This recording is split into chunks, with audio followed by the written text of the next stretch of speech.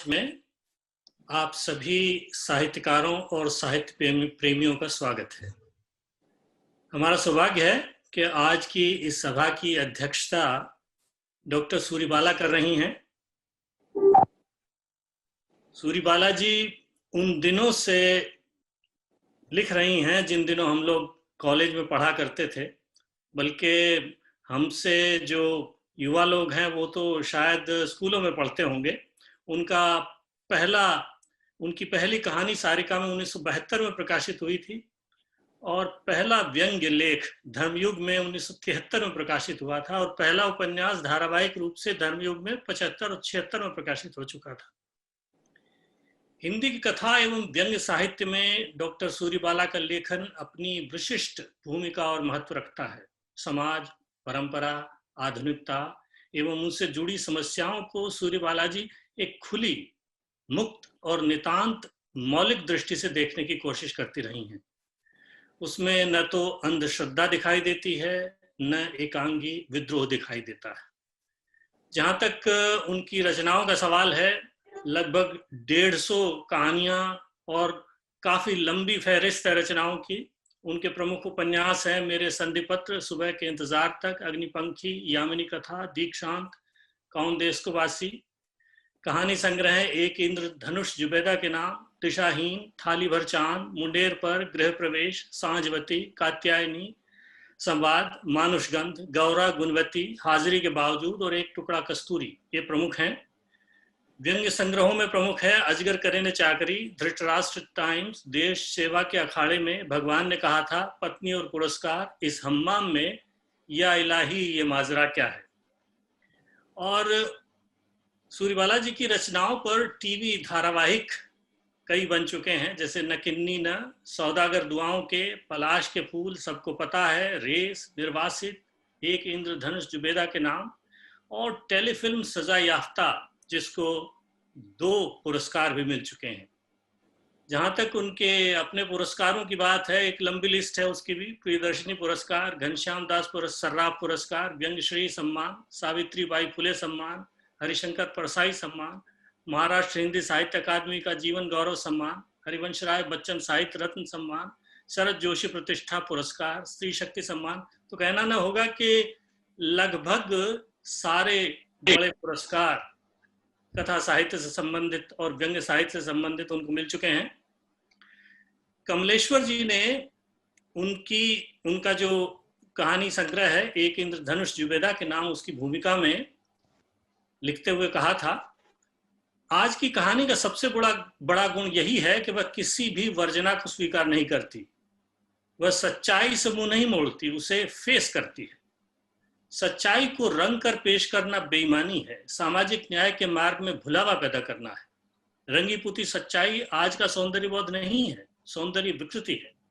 मुझे खुशी है कि सूरीबाला ने अपने आप को इस सौंदर्य विकृति से बचाया है। सूरीबाला की कहानियां इस चिंतन धारा से कटी नहीं है, यही इनकी जीवनगत प्रामाणिकता है। हिंदी कथा जगत में सूरीबाला की उपलब्धियां महत्वपूर्ण हैं और मैं उनकी रचनाशीलता की संभावनाओं के प्रति आश्वस्त हूं। ये थे कमलेश्वर जी के शब्द। तो हमारा सौभाग्य है कि आज की हमारी सभा की अध्यक्षता डॉक्टर सूरीबाला कर रही हैं। सूरीबाला जी, आपका स्वागत है और आपकी अनुमति हो तो सभा को आगे बढ़ाते हुए अब मैं हमारी आज की सभा के जो प्रमुख वक्ता हैं उनका परिचय देने के लिए मेरे मित्र ललित मोहन जोशी को आमंत्रित करता हूं। ललित मोहन जोशी जी अब शिवमूर्ति जी का परिचय देंगे, जो परिचय के मोहताज तो नहीं है। मैं केवल एक पंक्ति कहना चाहूंगा कि आंचलिकता के अंदाज में गहन मानवीय संवेदनाओं का जादूगर अगर किसी को कहा जा सकता है तो वो हैं शिवमूर्ति जी। ललित भाई।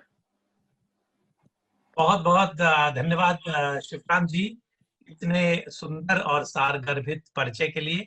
और इसके पहले कि मैं आगे बढ़ूं, मैं थोड़ा सा शेयर स्क्रीन करूंगा, तो आप जरा सा कुछ क्षण प्रतीक्षा करें। तो आज सानिध्य संवाद 5 में सबसे पहले मैं पुनः स्वागत करना चाहता हूं डॉक्टर सूरीबाला जी का।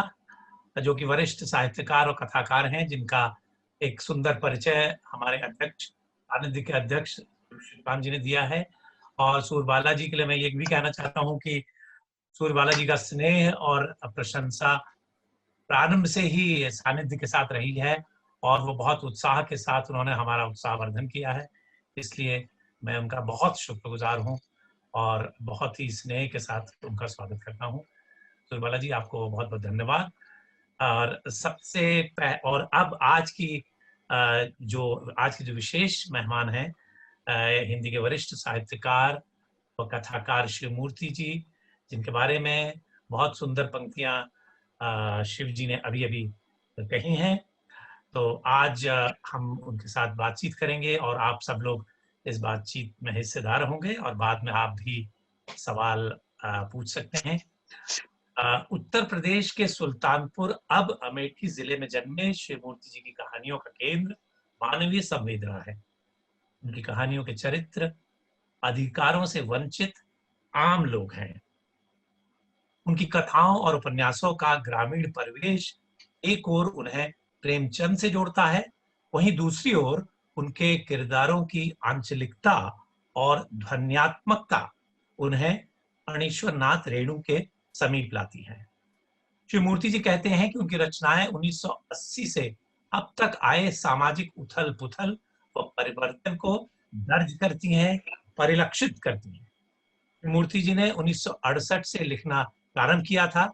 उनकी एक कहानी जिसने उन्हें पहचान दी, सीरी उपमा जोग है। 1984 में लिखी सीरी उपमा जोग आज भी उनकी यूएसपी है। अंग्रेजी में कहें तो यूनिक सेलिंग प्रोपोजिशन। कैसे, उनसे पूछेंगे। केशर कस्तूरी उनका पहला कहानी संग्रह है जो 1991 में प्रकाशित हुआ। इसमें सीरी उपमा जोग, तिरिया चरित्र, अकाल दंड, कसाई बाड़ा और भरतनाट्यम संकलित हैं। और उनका दूसरा उपन्यास त्रिशूल 1995 में आया, जिसकी पृष्ठभूमि बाबरी मस्जिद का गिराया जाना थी। शिवमूर्ति जी का तीसरा उपन्यास तर्पण 2005 में प्रकाशित हुआ। 2013 में उनकी एक किताब आई, सृजन का रसायन, एक लेखक की सृजन प्रक्रिया। शिवमूर्ति जी की एक चौंका देने वाली कहानी है कुच्ची का कानून। यह कहानी इसी शीर्षक से छपी उनके दूसरी कहानी संग्रह में प्रकाशित हुई। इस कहानी संग्रह में कुच्ची का कानून के अतिरिक्त अन्य कहानियां हैं, ख्वाजा मेरे पीर, बनाना रिपब्लिक और जुल्मी। शिवमूर्ति जी का स्वागत है। आप एक कुछ क्षण रुकें, मैं स्टॉप स्क्रीन करता हूं। अब आप से मैं मुखातिब हूँ। शिवमूर्ति जी, आपका स्वागत है। आपका जी, बोलिए आप। बस धन्यवाद, मेरा स्वीकार करें आप सब लोग। तो आप ग्रामीण परिवेश से आते हैं। बचपन में आपके पिता आपको रामायण पढ़ने या सुनने को कहते थे रात में, शाम को, और शायद आपको ये भी वो चेतावनी देते थे कि आप सोएंगे नहीं, और अगर सोएंगे तो अगले जन्म में अजगर बनेंगे। तो ये रामायण की कथा और किस्सा गोई, इसके पीछे क्या है? आपके लेखन की क्या ये बुनियाद है?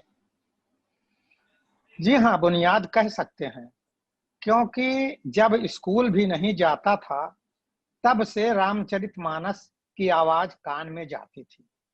तो उसकी जो गेयता है वो तो निश्चित ही छोटा बच्चा भी ध्वनि को और संगीत को, वाद्य यंत्रों का आनंद लेता ही है। तो मुझे लगता है कि उस समय बच्चे की इंद्रियां इतनी जागृत रहती हैं कि जितना उस अवधि में वो ग्रहण कर लेता है, उसके पास तो जीरो स्लेट होती है, तो सब कुछ ग्रहण ही करना है उसे।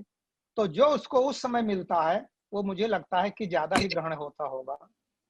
तो जी, आपने वैसे तो बहुत ही अच्छी, कहना चाहिए कोजी सरकारी नौकरी की, और लेकिन लेखन को आपने समानांतर क्यों चुना? क्या ये बचपन की प्रेरणा थी, या आपको कुछ ऐसा कचोटता था, लगता था?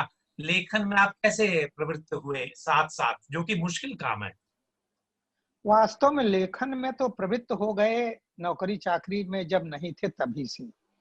जब बचपन में रामचरितमानस के माध्यम से, फिर और तमाम किस्से कहानियों के माध्यम से, माँ द्वारा सुनाए गए गीतों के माध्यम से, बहनों द्वारा सुनाई गई जो लोक कथाएं हैं उनके माध्यम से, तो कथा साहित्य के प्रति रुझान हुई और फिर पढ़ते पढ़ते लिखने की रुचि भी जागी। नौकरी की बात तो धीरे धीरे आई। पहले तो ये था कि 10-5 बीघे जगह जमीन है, अकेला बेटा हूं पिता का, तो यही सब खेती बाड़ी करनी होगी। ये तो बाद में वो समझिए चाइल्ड मैरिज का प्रभाव था कि बच्चे जल्दी होने लगे, पढ़ाई नहीं हो पाई। तो इन सब कारणों से लगा कि नौकरी चाकरी की जरूरत पड़ेगी। तब जाकर के ये हुआ कि नौकरी फिर मिलेगी कहाँ। तो उस खोज में फिर यहाँ तक पहुंचा। इसके पहले कई धंधे किए हैं मैंने रोजी रोटी के लिए, इसलिए कि मेरे पिताजी साधु हो गए थे जब मैं दर्जा 7 में था। वही पिताजी जो रामचरितमानस का पाठ बचपन में करके सुनाया करते थे, वही बाद में इतने ज्यादा ईश्वर के करीब पहुंचने के लिए गृहस्थ आश्रम को छोड़ने के लिए तत्पर हो गए, छोड़ दिए। तो फिर मुझे रोजी रोटी के लिए थोड़ा भाग दौड़ करनी पड़ी। अच्छा, किसी तरह जी। एक बात यहाँ पे पूछना चाहूंगा कि आपकी जब आप 6 साल के थे, आपकी शादी हो गई थी, और ये क्या ये एक आपकी यहाँ जो प्रथा थी उसके हिसाब से हुआ, या ये कोई अच्छी दुर्घटना थी या घटना, इसके बारे में कुछ? नहीं उस समय तो शादियां इसी तरह होती थी गांव में। 6-7 साल में शादियां हो जाती थी। जो ज्यादा प्रबुद्ध माने जाते थे उनको 11-12 साल में, 14-15 साल में अपने बच्चों की शादियां कर देते थे। नहीं तो यही थी, 5-6 साल से लेकर के 15 तक के बीच में चाहे जिस वर्ग वर्ण का व्यक्ति हो वो अपने बच्चों की शादी कर देता था। तो उसी लपेट में हम भी आ गए थे। अच्छा, एक बड़ा रोचक किस्सा है कि जब आपका जब विवाह हो रहा था उस समय थोड़ी सी नोकझोंक आपकी अपनी पत्नी के साथ हुई थी। अगर आप इसको वो न माने, बुरा न माने, तो उसका आप थोड़ा सा हमारे साथ साझा करें उसको। हाँ, नहीं वो नोक झोंक हो गई और मेरे लाइफ के लिए, मेरी जिंदगी के लिए, मेरे गृहस्थ जीवन के लिए वो बहुत अच्छा हो गया। हुआ ऐसा था कि सब तो अपनी बारात लेके लड़के जाते हैं लड़की वालों के यहाँ, और मेरी श्रीमती जी अपनी बारात खुद हमारे यहाँ लेकर के आई थी। मतलब दूल्हे के यहाँ दुल्हन अपनी बारात लेके आई थी। तो उस शादी के समय कान छेदा जाता है बर का। तो सुनार आया छेदने के लिए और मुझे पता चला तो मैं भागा। तो सब लोगों ने दौड़ा के पकड़ लिया। मैं रोते हुए वापस आया। तो जब मैं रो रहा था तो बाकी बच्चे मुझे चिढ़ा रहे थे, तो उसमें वो भी दौड़ के आ गए और मुझे चिढ़ाने लगे। तो मुझे ये लगा कि बाकी दुनिया चिढ़ाए तो चिढ़ाए, और ये जो हमारी पत्नी होने वाली है, जाहिर है कि जो प्रतिसत्तात्मकता में वर की हैसियत होती है पति की, उसका कुछ भान तो रहा ही होगा पिताजी को देख करके। तो मैंने अपना हाथ, तो मेरे बंधे हुए थे, मैंने अपना पैर चलाने की कोशिश की, जो उनको नहीं लगा, लेकिन उसके बदले में उन्होंने एक घूंसा मेरे सीने पे मारा और अपने पिताजी की ओर भाग गए उनके पास। इसका फायदा ये हुआ कि तब से हम लोगों के बीच में कभी कोई इस तरह निर्णायक लड़ाई नहीं हुई। जब भी कुछ होने को होता है तो मुझे वो याद आ जाता है और मैं बैक हो जाता हूँ। अच्छा, आपकी जो कहानियां, जाहिर है आपने पहली कहानी तो 1968 में लिखी थी, पर हम अगर सीधे सीरी उपमा जोग में अगर आए, जो एक बीजीय कथा के रूप में है, एक सेमिनल रचना है आपकी, और ये क्यों इस तरह इसको माना जाता है, क्योंकि बहुत सारे लोग यहाँ ऐसे हैं जिन्होंने ये कहानी नहीं पढ़ी, तो इसका एक छोटा सा टुकड़ा मैं पढ़ना चाहता हूँ ताकि लोगों को थोड़ा एहसास हो।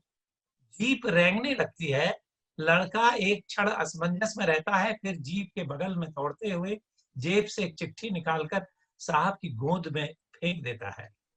ठीक है, बाद में मिलना, साहब एक चालू आश्वासन देते हैं। तब तक लड़का पीछे छूट जाता है, लेकिन चिट्ठी की गंवारू शक्ल उनकी उत्सुकता बढ़ा देती है। उस आटे की लई से चिपकाया गया है उस पत्र को। चिट्ठी खोलकर वे पढ़ना शुरू करते हैं। सरब श्री उपमा जोग, खत लिखा लालू की मारई की तरफ से, लालू के बप्पा को पांव छूना पहुंचे। अचानक जैसे करंट लग जाता है उनको, लालू की मारे की चिट्ठी। इतने दिनों बाद पसीना चौहा आया है उनके माथे पर, सन्न। बड़ी देर बाद प्रकृतिस्थ होते हैं वे, तिरछी आंखों और बैक मिरर से देखते हैं। ड्राइवर निर्विकार जीप चलाया जा रहा है, अर्दली ऊँगते हुए झूलने लगता है। फिर वे चिट्ठी खोलते हैं। आगे समाचार मालूम हो कि हम लोग यहाँ राजी खुशी से हैं और आपकी राजी खुशी भगवान से नेक बनाया करते हैं। आगे लालू के बप्पा को मालूम हो कि हम याद दिलाकर आपको दुखी नहीं करना चाहते, लेकिन कुछ ऐसी मुसीबत आ गई है कि लालू को आपके पास भेजना जरूरी हो गया है। लालू 10 महीने का था तब आप आखिरी बार आए थे। उस बात को 10 साल होने जा रहे हैं। इधर 2-3 साल से आपके चाचा जी ने हमको सताना शुरू कर दिया है। किसी न किसी बहाने से हमको लालू को, कभी कभी कमला को मारते पीटते रहते हैं। जानते हैं आपने हम लोगों को छोड़ दिया है, इसके गांव भर में कहते हैं लालू आपका बेटा नहीं है। ये एक उदाहरण है। ये कहानी ये क्या कहती है, आप बताएंगे शिवमूर्ति जी? ये कहानी का आधा हिस्सा मेरी जिंदगी का हिस्सा है, शुरुआत का। जब हमारे पिताजी ने घर छोड़ दिया तो मैं अकेला ही पड़ गया, और बाद में मेरी पत्नी आई जब मैं 18वें वर्ष में था। तो उन्होंने घर का सारा काम काज अपने जिम्मे खेती का ले लिया। वो खुद ही बैलों को चलाती थी, फुड़ हाँकती थी, खाना पीना बनाती थी, सबका ध्यान रखती थी। तो उन्होंने जब उनको ये वो पढ़ी लिखी नहीं थी, उनको स्कूल नहीं भेजा गया था, उस जमाने में लड़कियों को बहुत कम भेजा जाता था। तो उनको जब ये पता चला कि कुछ किताबें पढ़ करके, यानी कंपटीशन दे करके, इम्तिहान दे करके अगर उसमें पास हो जाए, अगर उसमें पास हो जाइए तो अच्छी नौकरी मिल जाती है। तो उन्होंने कहा कि अगर किताब पढ़ के छाया में कमरे के अंदर बैठकर किताब पढ़ने से अच्छी नौकरी मिलती है, तो इससे आसान काम और क्या हो सकता है। हम लोग तो खेत में मेहनत करते हैं, पसीना होता है, और आपको खाली किताब पढ़नी है तो पढ़िए, बैठकर खेती बाड़ी का काम मैं कर डालूंगी। तो इस तरह उन्होंने मुझे कोऑपरेट किया, आगे बढ़ाया और अपने गहने वगैरह प्रस्तुत कर दिए कि इनको बेच के अपनी पढ़ाई करिए। ये तो मेरी अपनी जिंदगी का हिस्सा है। उन्होंने इतनी वो प्रगतिशील थी, बिना पढ़े लिखे भी प्रगतिशील हैं, थी क्यों कह रहे हैं कि उन्होंने मुझे आगे बढ़ाया। तो ये हिस्सा तो हो गया मेरी अपनी जिंदगी का। और फिर बहुत सारे अधिकारी मैंने देखे हैं, आईएएस हो जाते हैं, पीसीएस हो जाते हैं, पत्नियां। अब तो ऐसा नहीं होता, अब तो लड़कियां भी पढ़ रही हैं, लेकिन 30-40 साल 50 साल पहले ऐसा होता था कि पत्नी पढ़ी लिखी नहीं होती थी। तो उनको इंसल्ट लगती थी कि आज के सोसाइटी में, शहर में हम जा रहे हैं और मेरी पत्नी पढ़ी लिखी नहीं है, उसको मैनर्स नहीं आते हैं। जिनके अंदर इंफीरियरिटी कॉम्प्लेक्स रहती थी, वो इसको मतलब संभाल नहीं पाते थे। तो ऐसे बहुत सारे लोग जीवन में मिले जिन्होंने दूसरी शादी कर लिया था। पहली पत्नी गांव पे थी, तो गांव पे जो पत्नी छूट जाती है, जाहिर है कि उसका सामाजिक स्तर भी गिर जाता है, आर्थिक दिक्कतें भी होती हैं। तो मैंने कल्पना की कि अगर कोई ऐसा परिवार छूटा हुआ है तो उसकी क्या दिक्कतें होंगी। तो वो दूसरा हिस्सा मैंने कल्पना भी नहीं कहेंगे, जिंदगी में दर्जनों ऐसे अधिकारी थे जिनको उनकी पत्नियों ने मेहनत करके पढ़ाया लिखाया और बाद में वो उनको भूल गए। तो ये पृष्ठभूमि थी, कुछ अपने जीवन से लेकर के और कुछ दूसरों के जीवन से लेकर के ये कहानी मैंने लिखी। जी, आप शिवमूर्ति जी, आप जो है ये मानते हैं कि जो भाषा है कहानी की, वो उसको तय करते हैं किरदार, जो चरित्र हैं। तो आप किस तरह से कहानी की संरचना करते हैं, कैसे भाषा को आप एक स्वरूप देते हैं, वो जो एक केमिकल प्रोसेस है उसके बारे में थोड़ा सा आपको आप बता सकते हैं? जी हाँ, मेरे मन में कोई कहानी आती है किसी संवाद को सुन करके, किसी संवाद को सुन करके, या किसी दृश्य को देख करके, या किसी करेक्टर को रास्ते में जाते हुए देख करके। तो जब इतना आता है तो उसके बाद मैं आगे कल्पना करता हूँ कि ये जो चरित्र है, अगर उसने कोई डायलॉग बोला है तो उसको पकड़ करके, फिर इसकी पृष्ठभूमि क्या है, इसकी बात करने का अंदाज क्या है, इसके सरोकार जिंदगी के क्या हैं, तब उसको मैं सिलेक्ट करता हूँ कि अब से मैं इस पर काम करूंगा। तो धीरे धीरे उसकी पर्सनालिटी, उसका व्यक्तित्व भी डेवलप करता हूँ, उसकी भाषा भी डेवलप करता हूँ, और बाकी परिस्थितियां भी, जिन परिस्थितियों से निर्मित हुआ है उसका चरित्र। तो इस प्रकार से भाषा भी बहुत महत्वपूर्ण रोल कहानी में चूंकि अदा करती है, तो मेरा जो चरित्र है उसकी भाषा को भी मैं पकड़ने की, उसके अंदाज को पकड़ने की कोशिश करता हूँ। तो इसलिए भाषा चरित्रों के अनुसार बदलती जाती है।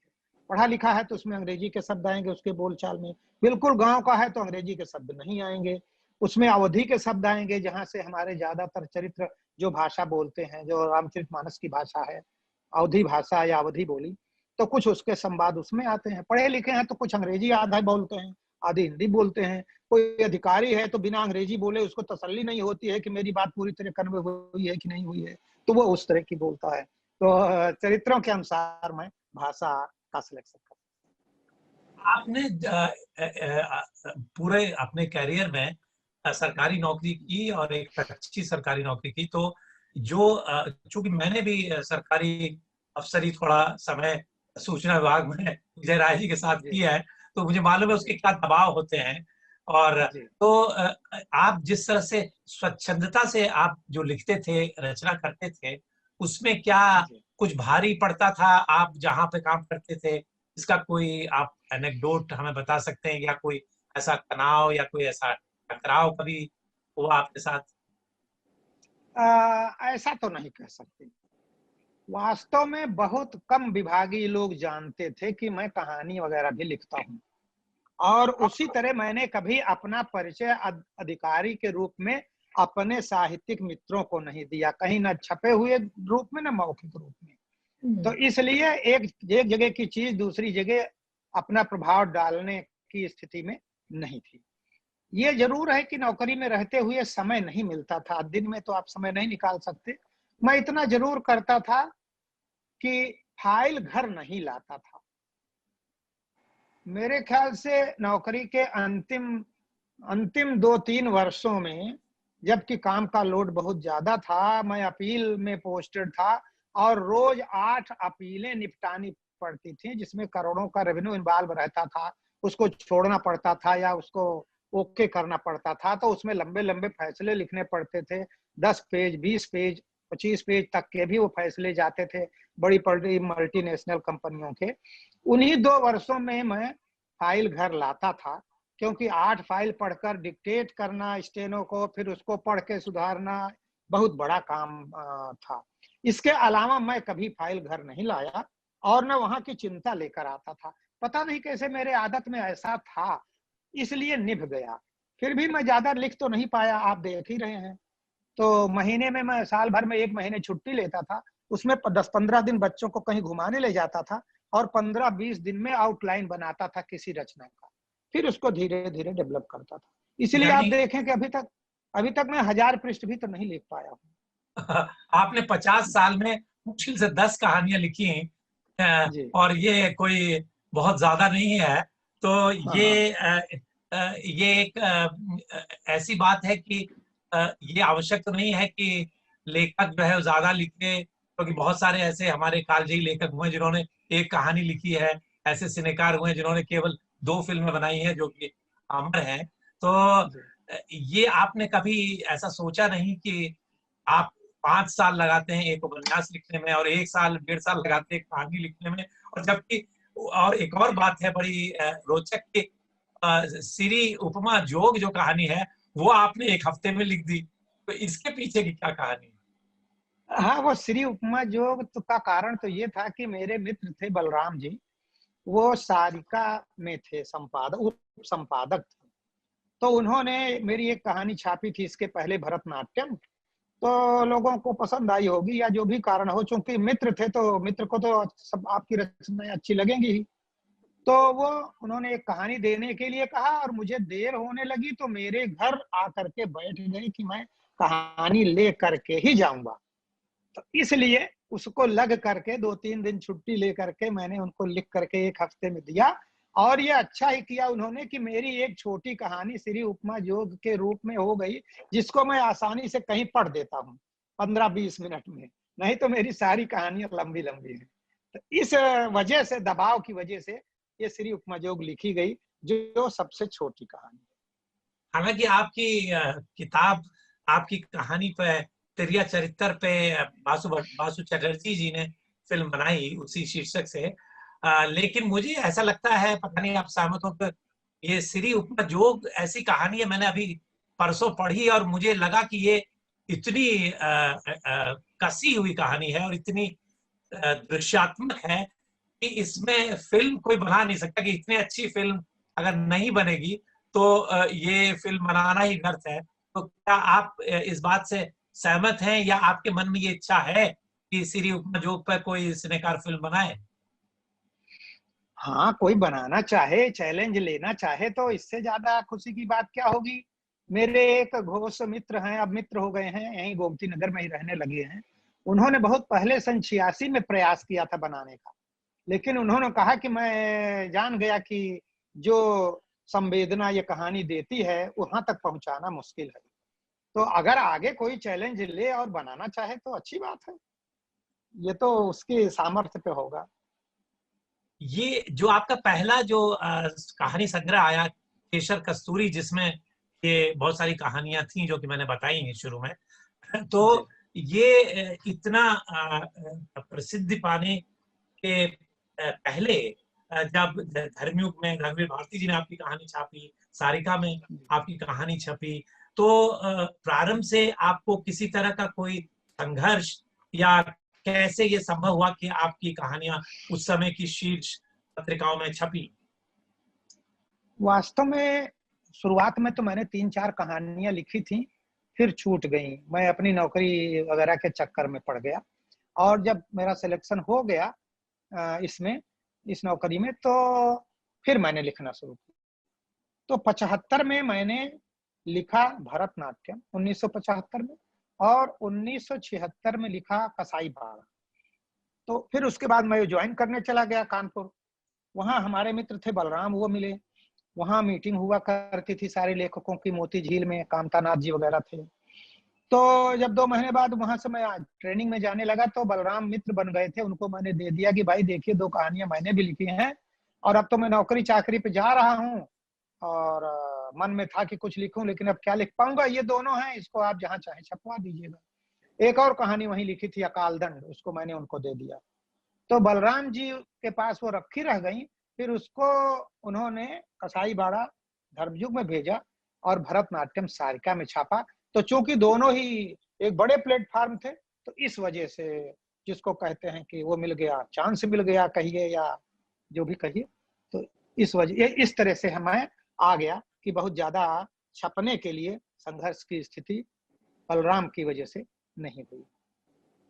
कसाई बाड़ा है ये आपका, इसलिए ये कहानी इतनी ज्यादा प्रसिद्ध है क्योंकि ये बहुत कई इसके मंचन हुए हैं। कसाई बाड़ा नाटक, ममता जी यहाँ बैठी हुई हैं जो कि राष्ट्रीय नाट्य विद्यालय की हैं, और मैं आई एम श्योर कि वो भी जानती, कसाई बाड़ा के कई मंचन हुए हैं। तो कसाई बाड़ा में ऐसी क्या बात थी जिसकी वजह से इसको रंगमंच ने इतना अपनी ओर खींचा? इसमें नाटकीयता बहुत है और संवाद बहुत चुटीले हैं, और नाटकीय संवाद है। उस समय इमरजेंसी लगी हुई थी, तो चारों तरफ से लोग डरते रहते थे कि कहाँ बाजार जाना बंद कर दिए थे कि कहीं पकड़ लिए जाए नसबंदी कराने के लिए। ये भी नहीं पता था कि लूप महिलाओं को लगता है और नसबंदी पुरुषों की होती है। नसबंदी में क्या क्या होता है, क्या काट दिया जाता है, क्या बचा रह जाता है, ये सब कुछ गांव में पता नहीं था। तो उसमें देखिए, वो कहते हैं कि पकड़ो इसको, थाने ले चलो, ये लूप का केस है, दरोगा कहता है। तो इस तरह की जो घटनाएं थी उसमें, जो उसमें दिखाई गई हैं, शिकार करने की घटनाएं हैं कि आदमी उस समय चिड़िया जैसा हो गया है, चिड़िया को गोली मार के खा जाइए, वैसे आदमी को मार के खा जाने वाली नौबत थी। लोग अरहर के खेत में, फसलों में छिप जाते थे। कोई जीप दिखाई देती थी तो पूरा घर बिल्कुल दरवाजा बंद करके अंदर बैठ जाते थे। और बहुत सारी दुर्घटनाएं भी हुई थी। मेरे गांव की एक लेडी थी, उनके हस्बैंड को पकड़ करके ले गए वो लोग, किसी तरह छूट के चले आए। दोबारा गांव में जीप आई तो उन्होंने नायब तहसीलदार को पकड़ के खींच के और प्रयास किया कि वही उसकी नसबंदी कर दे। वो तो चिल्लाते हुए सब लोगों ने बचा लिया, पुलिस ने उसको। तो ऐसी घटनाएं भी हुई थी। तो ये वो जमाना था जी, वो जमाना था। तो हाँ जी, इस नाटक का कोई संवाद अगर आपको याद है जो कि बहुत ज्यादा लोकप्रिय हुआ, जिसको लोग जैसे कितने आदमी थे शोले फिल्म के डायलॉग को लोग याद रखते हैं, तो आपकी इस हाँ। ड्रामे में कोई संवाद आप बताएं उसकी परिस्थिति के साथ। अब पहले से पता होता तो मैं देखे रहता, ये 40 साल पहले लिखा था, लेकिन एक कुछ बता रहा हूं कि दरोगा आता है, दरोगा के पास नेता जाता है और नेता उसकी हड़क में आ नहीं रहा है, तो वो हड़काता है कि पूरी तो याद नहीं है कि डेमोक्रेसी के खतरनाक तुम, और इसके लिए खतरनाक तुम, इसके लिए खतरनाक तुम, थाने के लिए खतरनाक तुम, देश के लिए खतरनाक तुम, तुम्हारे घर से छोकरी हम निकालेंगे, गांजा हम निकालेंगे, भांग हम निकालेंगे, तुम्हारी लीडरी लील सकते हैं, करेक्टर गोड़ सकते हैं, फ्यूचर लीप सकते हैं, इस तरह लंबे लंबे था। तो उसको इतना नाटकीय है कि अगर उसको कोई डायलॉग अभी भी उसके मंचन होते रहते हैं, तो ये हिस्सा जो है डायलॉग का, जो दरोगा, उसमें लिखा है कि दरोगा के मुंह से फिचकुर आ गया है और नेता का आधा कुर्ता भीग गया है। तो ये सब चीजें थी जिसकी वजह से लोगों ने उसको पसंद किया। बहुत मंचन हुए, बहुत सारे लोगों ने किए। अच्छा, मनहर चौहान एक, हाँ, मनहर चौहान एक जमाने में एक लेकर के टीम अपनी निकले थे कि मैं इसको पूरे भारत में इसका मंचन करूंगा। शुरुआत में वो सारिका वगैरह में उसकी रिपोर्टिंग छपी थी, और भी कई लोग थे।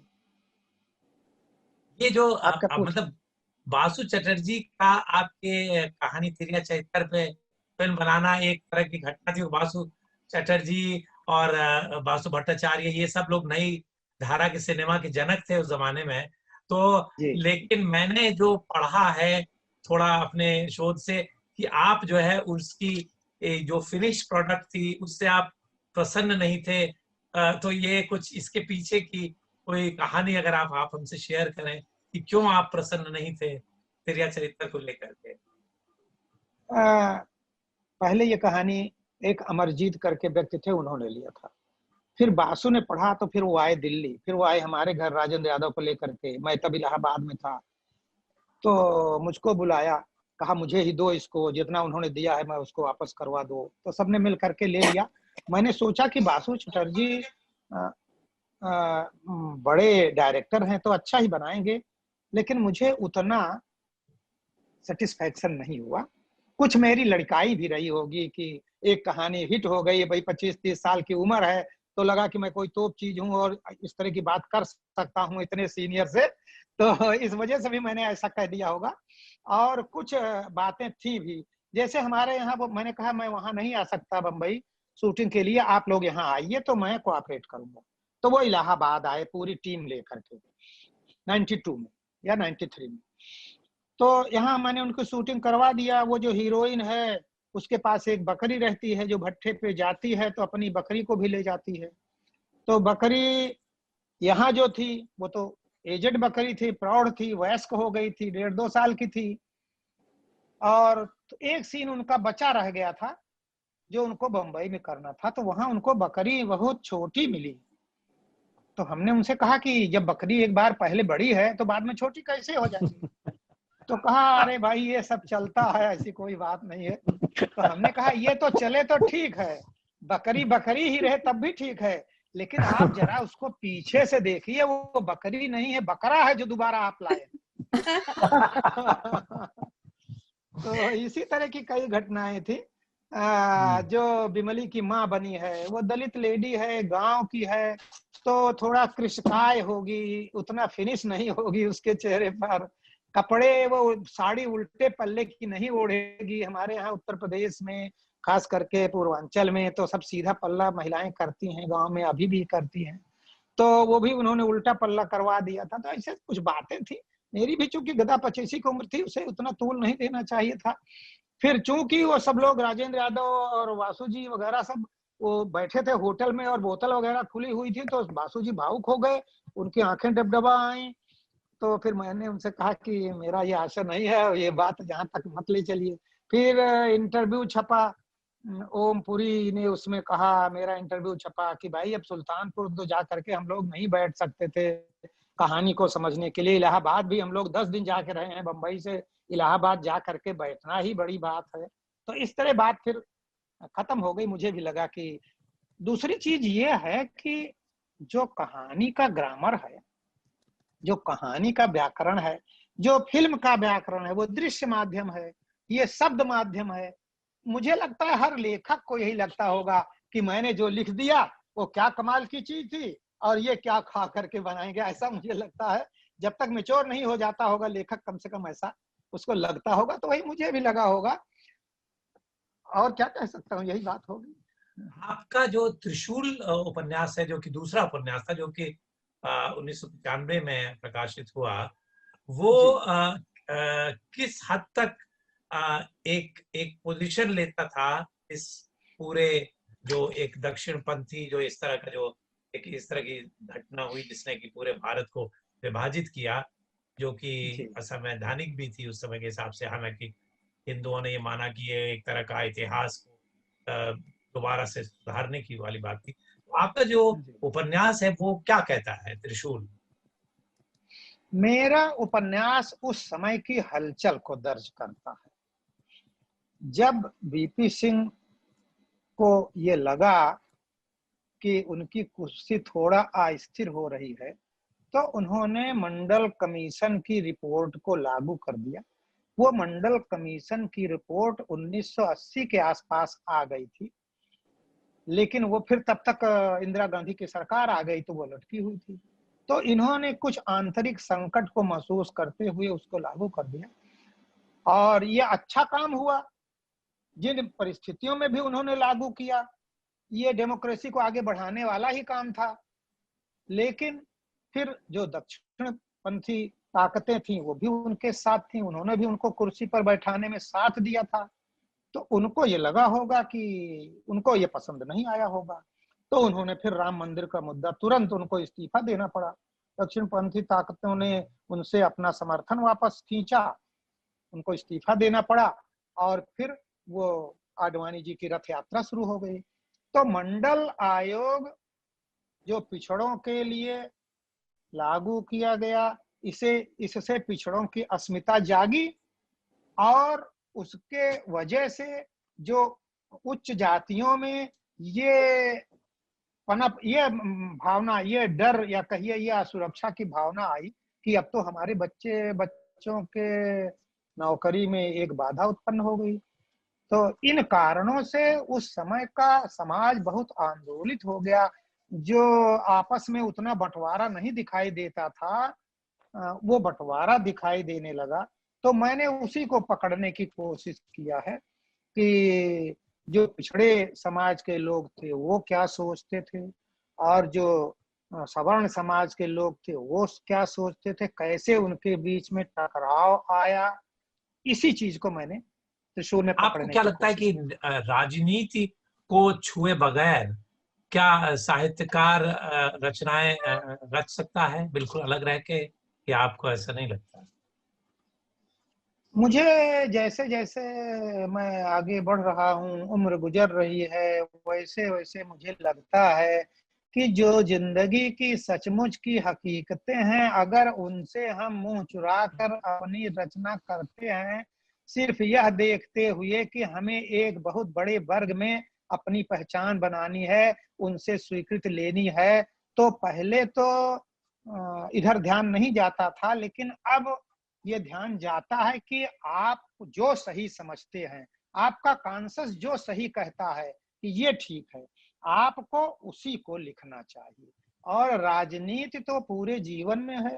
राजनीति से बच बच करके अगर आप साहित्य की रचना करते हैं, फूल पे लिखते हैं, नदी पे लिखते हैं, आसमान पे लिखते हैं, तारों पे लिखते हैं, चंद्रमा पे लिखते हैं, और आपके पड़ोस में उपवास हो रहा है, खून खराबा हो रहा है, असुरक्षा है, तो मुझे लगता है कि कुछ ऐसे लोग हो सकते हैं जो ये कहें कि ये जो दुनियावी, जैसे लोग धर्म में अपना शरण लेते हैं कि जो हमारे समाज की हकीकत है, कष्ट है, इनसे आंख बंद कर लेते हैं, संन्यास ले लेते हैं, ईश्वर की शरण में चले जाते हैं। वैसे ही ईश्वर की शरण में जो नहीं भी जाते, ईश्वर को जो नहीं भी मानते, लेकिन अगर वो प्रकृति की शरण में चले जाते हैं, अपने को ज्यादा उदात्त मानते हैं, दुनियावी दुनियावी संकटों से ऊपर मानते हैं, तो मुझे भी लगता है कि ये पलायन है। बहुत सारे लोग इतिहास की गुफा में घुस जाते हैं, घुसते चले जाइए, चाहे जितनी दूर तक, वहां कोई संकट नहीं है, कोई रोकने वाला नहीं, कोई विरोध करने वाला नहीं। तो मुझे लगता है कि अगर आप जिंदगी में हैं, इस समाज में हैं, तो इसके प्रति अपने दायित्वों को समझना चाहिए और उन चीजों को अपने साहित्य में लाना चाहिए। सरोकार बहुत जरूरी है, केवल मनोरंजन ही साहित्य का विषय नहीं होना चाहिए, उद्देश्य। मैं आपसे सिर्फ 2 सवाल और पूछूंगा, क्योंकि मैं चाहता हूं कि आज इतने जानकार लोग यहाँ हैं, वो भी सवाल पूछें, और उसके बाद सुरबाला जी अपना अध्यक्षीय संबोधन करेंगी। और मुझे बहुत खुशी है कि आज हम फेसबुक लाइव में भी पहली बार आए हैं, और उसके लिए मैं सुनीता जी को धन्यवाद देता हूं, उनकी सहायता को। तो एक मेरा अंतिम सवाल कुच्ची का कानून है, जो कि मेरे को सबसे सशक्त कहानी आपकी लगी। और उसके पहले मैं आपसे एक थोड़े झिझक के साथ एक सवाल पूछना चाहता हूं, पर मैं ये महसूस करता हूं कि मेरे को ये सवाल आपसे पूछना चाहिए। अगर आपको ये बुरा लगे तो आप उसका जवाब नहीं दे सकते। आपकी जो मित्रता शिव कुमारी जी से है, वो बहुत पहले से आपकी मित्रता है, और ऐसा लिखा गया है कि एक महिला से आपकी अंतरंगता सारे जीवन रही है, और उस पे लोगों ने तरह तरह की बातें की हैं। और ये आप मुझे बताएं कि ये एक प्लेटोनिक रिश्ता है, या आपको लगता है कि स्त्री पुरुष के जो संबंध हैं वो एक स्वतंत्र संबंध है? वो किस तरह से आप इस पर बोलना चाहेंगे?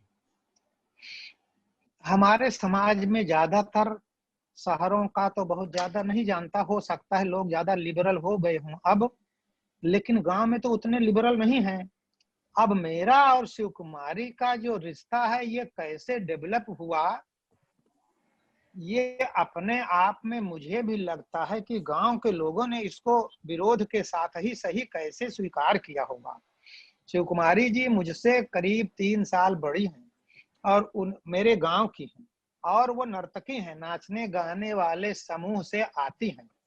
और एक बार उन्होंने मुझे रेस्क्यू किया था। मैं खेतों में अपने जानवर गाय भैंस चरा रहा था, तो कुछ लड़के जो मुझसे 3-4 साल ज्यादा बड़े, 4-5 लड़कों का समूह जा रहा था, तो मुझे तो उसने चिढ़ाना शुरू कर दिया, तंग करना शुरू कर दिया। मैं अकेला था, उधर से शिव कुमारी गुजर रही थी, उनकी उम्र 16-17 साल तब रही होगी। तो आई, उन लड़कों को डांटा और मुझे रेस्क्यू किया उन लोग के चंगुल से। तो यही मेरा उनका पहली बार देखना है, जब वो इस उम्र में थी और मैं 14 साल 13 साल का रहा होऊंगा, क्योंकि मेरे ही गांव में वो रहती थी, लेकिन उनका घर मेरे घर से करीब आधा किलोमीटर दूर था, उधर मुझे जाने की कोई जरूरत नहीं पड़ती थी। तो उस दिन का उनका परिचय है। फिर एक बार वो हमारे गांव के सामने वाले गांव में नाच रही थी, तो मैं भी जानवर चरा रहा था, गर्मी की महीने में, तो मैं भी नाच देखने चला गया। तो एक आध लोगों ने कहा कि बहुत नजदीक से मत देखो, नहीं अभी आएगी और अपने आंचल के उसमें तुम्हें ले लेगी, तुम्हारे सिर पे डाल देगी, फिर 1 रुपया देना पड़ेगा तभी छूटोगे। तो मुझे लगा कि नहीं नहीं, एक बार तो इन्होंने मुझे बचाया था, ऐसा नहीं हो सकता। लेकिन मैं नजदीक नहीं गया, डर के मारे कि अगर रुपया देना ही पड़ा तो मैं कहाँ से दूंगा। बाद में फिर धीरे धीरे उनसे परिचय हुआ, मैं उनके बच्चों को पढ़ाने लगा, छोटे बच्चे, उनकी बेटी थी उसको पढ़ाने लगा, और फिर उन्होंने मेरी बहुत मदद किया। मैं पहली नौकरी पे रेलवे में गया था, तो उन्हीं का कंबल और अटैची लेकर के गया था, आना जाना काफी हो गया। फिर मेरी पत्नी आई, तो उनकी भी उनसे दोस्ती हो गई। तमाम लोग कहते थे, उनको भी कहते थे कि एक यहाँ लेडी है, उससे इनकी दोस्ती है। एक हमारे अपने बिरादरी के नेता थे, तो वो कहते थे कि मैं तुम लोगों का हुक्का पानी छुड़ा दूंगा बिरादरी से, तुम उसके घर खाते हो, वो तो बहुत, उसके घर तो नहीं खाना चाहिए। इस तरह की तमाम बातें चलती रहती थी। तो मेरी पत्नी आई तो इनकी भी दोस्त हो गई। मेरी बड़ी बेटी जो पैदा हुई, तो उसका मुंडन कराने संगम लेकर के वही गई थी, मैं नहीं गया था, वही दोनों लोग गई थी। तो हमारी मित्र हैं, हमारी अभिभावक भी हैं, मैं समझता हूं कि एक स्त्री और पुरुष के बीच की मित्रता का सर्वोच्च बिंदु वह होता होगा जिसमें उनका शरीर आड़े ना आए, उनका स्त्री पुरुष होना आड़े ना आए। यह बिंदु मैटर ना करे कि वो स्त्री और पुरुष होने की वजह से क्लोज आए हैं, नजदीक आए हैं। तो मेरी और श्री कुमारी जी की मित्रता इसी तरह से है। और वो मुंबई में अभी रहती हैं, उनकी बेटियां सब वहीं हैं, बार वगैरह में डांस करती हैं। लेकिन एक दिन हमारे ऊपर विशेषांक निकालने के लिए गए थे हमारे विजय राय जी और सुशील सिद्धार्थ जी, जो अब नहीं है, तो उनका इंटरव्यू लिया था, वो तब गांव आई हुई थी। तो उनमें एक बात उन्होंने कहा था कि अगर तुम्हें कभी तुम्हारी बेटियों से दिक्कत हुई और सब हुई तो क्या करोगी इस उम्र में? तो उन्होंने कहा मैं मास्टर जी के यहाँ चली आऊंगी। मुझे मास्टर जी कहते हैं क्योंकि मैं उनके बच्चों को पढ़ाता था। तो उनका यह विश्वास अभी 5 साल पहले के 6 साल पहले के इंटरव्यू में भी था कि मुझे कभी कोई दिक्कत हुई तो मैं उनके यहाँ चली जाऊंगी। मुझे भी लगता है कि वो सब कुछ है, मेरी मित्र हैं, मेरी गार्जियन है, मेरी स्वामी है, मेरी सखा है, जो भी हो सकता है मित्र, वो सब कुछ। बहुत बहुत धन्यवाद इस बात को इतनी अच्छी तरह से कहने और इतने बोल्डली इस पर अपने विचार व्यक्त करने के लिए।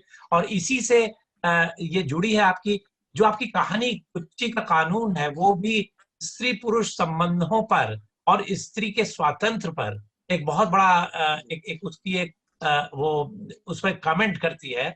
और ये कहानी इतनी ज्यादा शॉकिंग है कि आज अगर बंबई शहर में भी जो कुच्ची करती है, तो अगर कोई संभ्रांत महिला करे तो आज भी लोग उस पर भौहें तरेरेंगे। मैं इसका एक छोटा सा टुकड़ा पढ़ना चाहता हूँ। कुच्ची ये जब एक वहां की पंचायत में वो उसको फेस करती है, बहुत छोटा सा टुकड़ा है। कुच्ची इस गांव की शान है, शास्त्रों में लिखे पैमाने के अनुसार गढ़े गए हैं उसके अंग प्रत्यंग।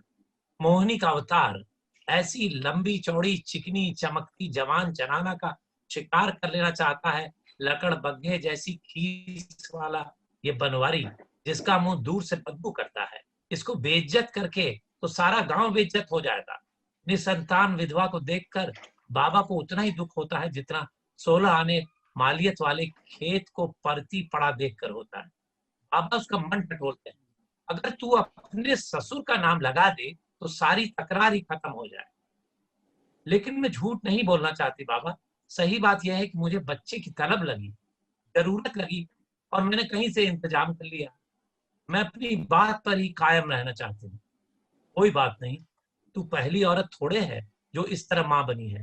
जब से ये दुनिया बनी है ऐसे अनगिनत बच्चे पैदा होते रहे हैं, एक से बढ़कर एक प्रतापी, एक से बढ़कर महारथी। बाबा ने उसे कर्ण, हनुमान, सीता, पांचों पांडवों आदि की पैदाइश के किस्से सुनाते हुए कहा कि तू पहली औरत है जो कह रही है कि अपनी जरूरत से पैदा कर रही हूँ। ऐसा 16 आने सच कौन बोल पाया आज तक। तो शिवमूर्ति जी, ये जो कहानी है, ये क्या वास्तव में इस तरह की कहानी घटी है ग्रामीण क्षेत्र में? और ये कहानी का क्या प्रेरणा थी जो इतनी ये शॉकिंग कहानी है? देखिए, जब मैंने ये कहानी लिखने की सोचा तब तो मुझे पता नहीं था कि वास्तविक जीवन में भी ऐसा कुछ हुआ है। मेरी एक कहानी है श्री उपमा जोग, मेरी एक कहानी है ख्वाजा मेरे पीर। ख्वाजा मेरे पीर में एक मामी है, उसमें वो कहती हैं कि अगर दुनिया के किसी भी पुरुष से बच्चा ले लेने पर इस समाज ने बंदिश न लगाई होती तो मैं अपने पति के पास दौड़ दौड़ कर क्यों जाती। वही मेरे दिमाग में ये बात आई कि अगर कोई लेडी चाहे, उसका पति नहीं है, वो शादी भी नहीं करना चाहती, केवल बच्चा लेना चाहती है, तो क्या गांव के समाज में उसकी क्या स्थिति बनेगी। इसको लिख रहा था, लगभग एक ड्राफ्ट कर चुका था, तभी मेरी पत्नी की बड़ी बहन हमारे यहाँ आई। उनसे मैंने ये जानना चाहा कि गांव में अगर कोई लेडी ऐसा करेगी तो गांव वालों की क्या प्रतिक्रिया होगी, पुरुषों की क्या प्रतिक्रिया होगी और स्त्रियों की क्या प्रतिक्रिया होगी। तब उन्होंने कहा कि अरे, ये तो मेरे गांव की उनकी कहानी है, मेरी भाभी की कहानी है। उनके गांव में रिश्ते में उनकी एक भाभी थी जिन्होंने इस मेरे इस हाइपोथेसिस को सन 60 में चरितार्थ किया था, जिंदगी में उतारा था। उनकी अजिया सास थी, यानी सास की सास, वो एक बेटा पैदा करके विधवा हो गई थी। फिर उनकी सास को भी एक बेटा पैदा हुआ, वो भी विधवा हो गई। फिर कुच्ची आई और कुच्ची को एक भी इशू नहीं था, अब वो विधवा हो गई। तब उनकी सास और अजिया सास ने मिल करके तय किया कि हम लोग कैसे जिएंगे इस घर में, सारे लोग हड़प लेंगे, किसी दिन हमको मर्डर हो जाएगा, या जो भी सोचा हो। तो वो उनकी उस बहू ने तय किया कि हम बच्चा पैदा करेंगे, और उन्होंने 2 बच्चे पैदा किए। जब मेरी पत्नी की बड़ी बहन ने ये बताया तो मुझे सचमुच आश्चर्य हुआ, और उन्होंने कहा हम लोग बच्चे थे, मैं सन 60 के आसपास उन्होंने ये चरितार्थ किया। उनके दोनों पुत्र अभी हैं, अब उनकी उम्र 60 साल होने जा रही है। तो मैंने फिर ये कहा, मुझे हिम्मत आई कि हाँ ये वैसे आलोचकों ने इसको कहा कि ये हवाई कहानी है, या वो क्या कहते हैं उसको जो मार्केज लिखते हैं उस तरह की कहानी है, मतलब विश्वसनीय कहानी नहीं है। लेकिन मुझे लिखने के दौरान ही चूंकि मुझे जानकारी मिली, तो मुझे लिखता तो मैं पहले भी, लेकिन अंदर से यही सोचता कि मैंने एक काल्पनिक कहानी लिखी है। लेकिन जब ये बात सामने आई, बाद में तो मैं मिलने भी गया उनसे और उनके गीत सुने और चीजें देखी, तो अभी भी वो जीवित हैं। 6 साल पहले 2016 में जब मैं मिलने गया था तो गाया उन्होंने और फोटो खिंचवाया उन्होंने, और उनका फोटो फिर मैंने ले जाके उनको दिया। तो इस तरह रियल जिंदगी में ऐसी घटना आधी शताब्दी पहले हो चुकी है, लेकिन जब मैंने लिखा तो मुझे पता नहीं था, उसका अंत करते करते मुझे पता लगा। वाह, बस 2 बात छोटी सी मैं आपका क्लैरिफिकेशन चाहूंगा। एक तो ये कि क्या उन्होंने इस बात को मुझे लगता है सार्वजनिक रूप से ये नहीं बताया होगा कि ये किसका की संतान है, और दूसरी बात ये नहीं जी आप इसका जवाब दे दें पहले। नहीं, हाँ, किसी ने उस जमाने में क्या पूछा होगा 70 साल पहले, 60 साल पहले, वो तो नहीं पता। लेकिन हम तो वैसे उनसे मिलने गए तो जाहिर है कि इस आधार पर नहीं गए कि मुझे ये बात पता है। हम तो ऐसे ही बुजुर्ग होने के नाते मिलने गए कि इस गांव में आए हैं तो चलें आपको भी प्रणाम करते चलें।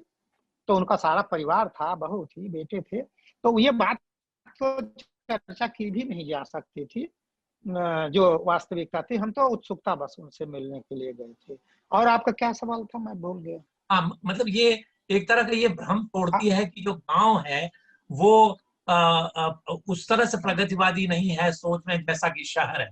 ये इस भ्रम को भी तोड़ती है कि गांव में भी उतने ही लोग प्रगतिवादी है और उतना ही इस समय के आगे सोच सकते हैं, और आम लोग।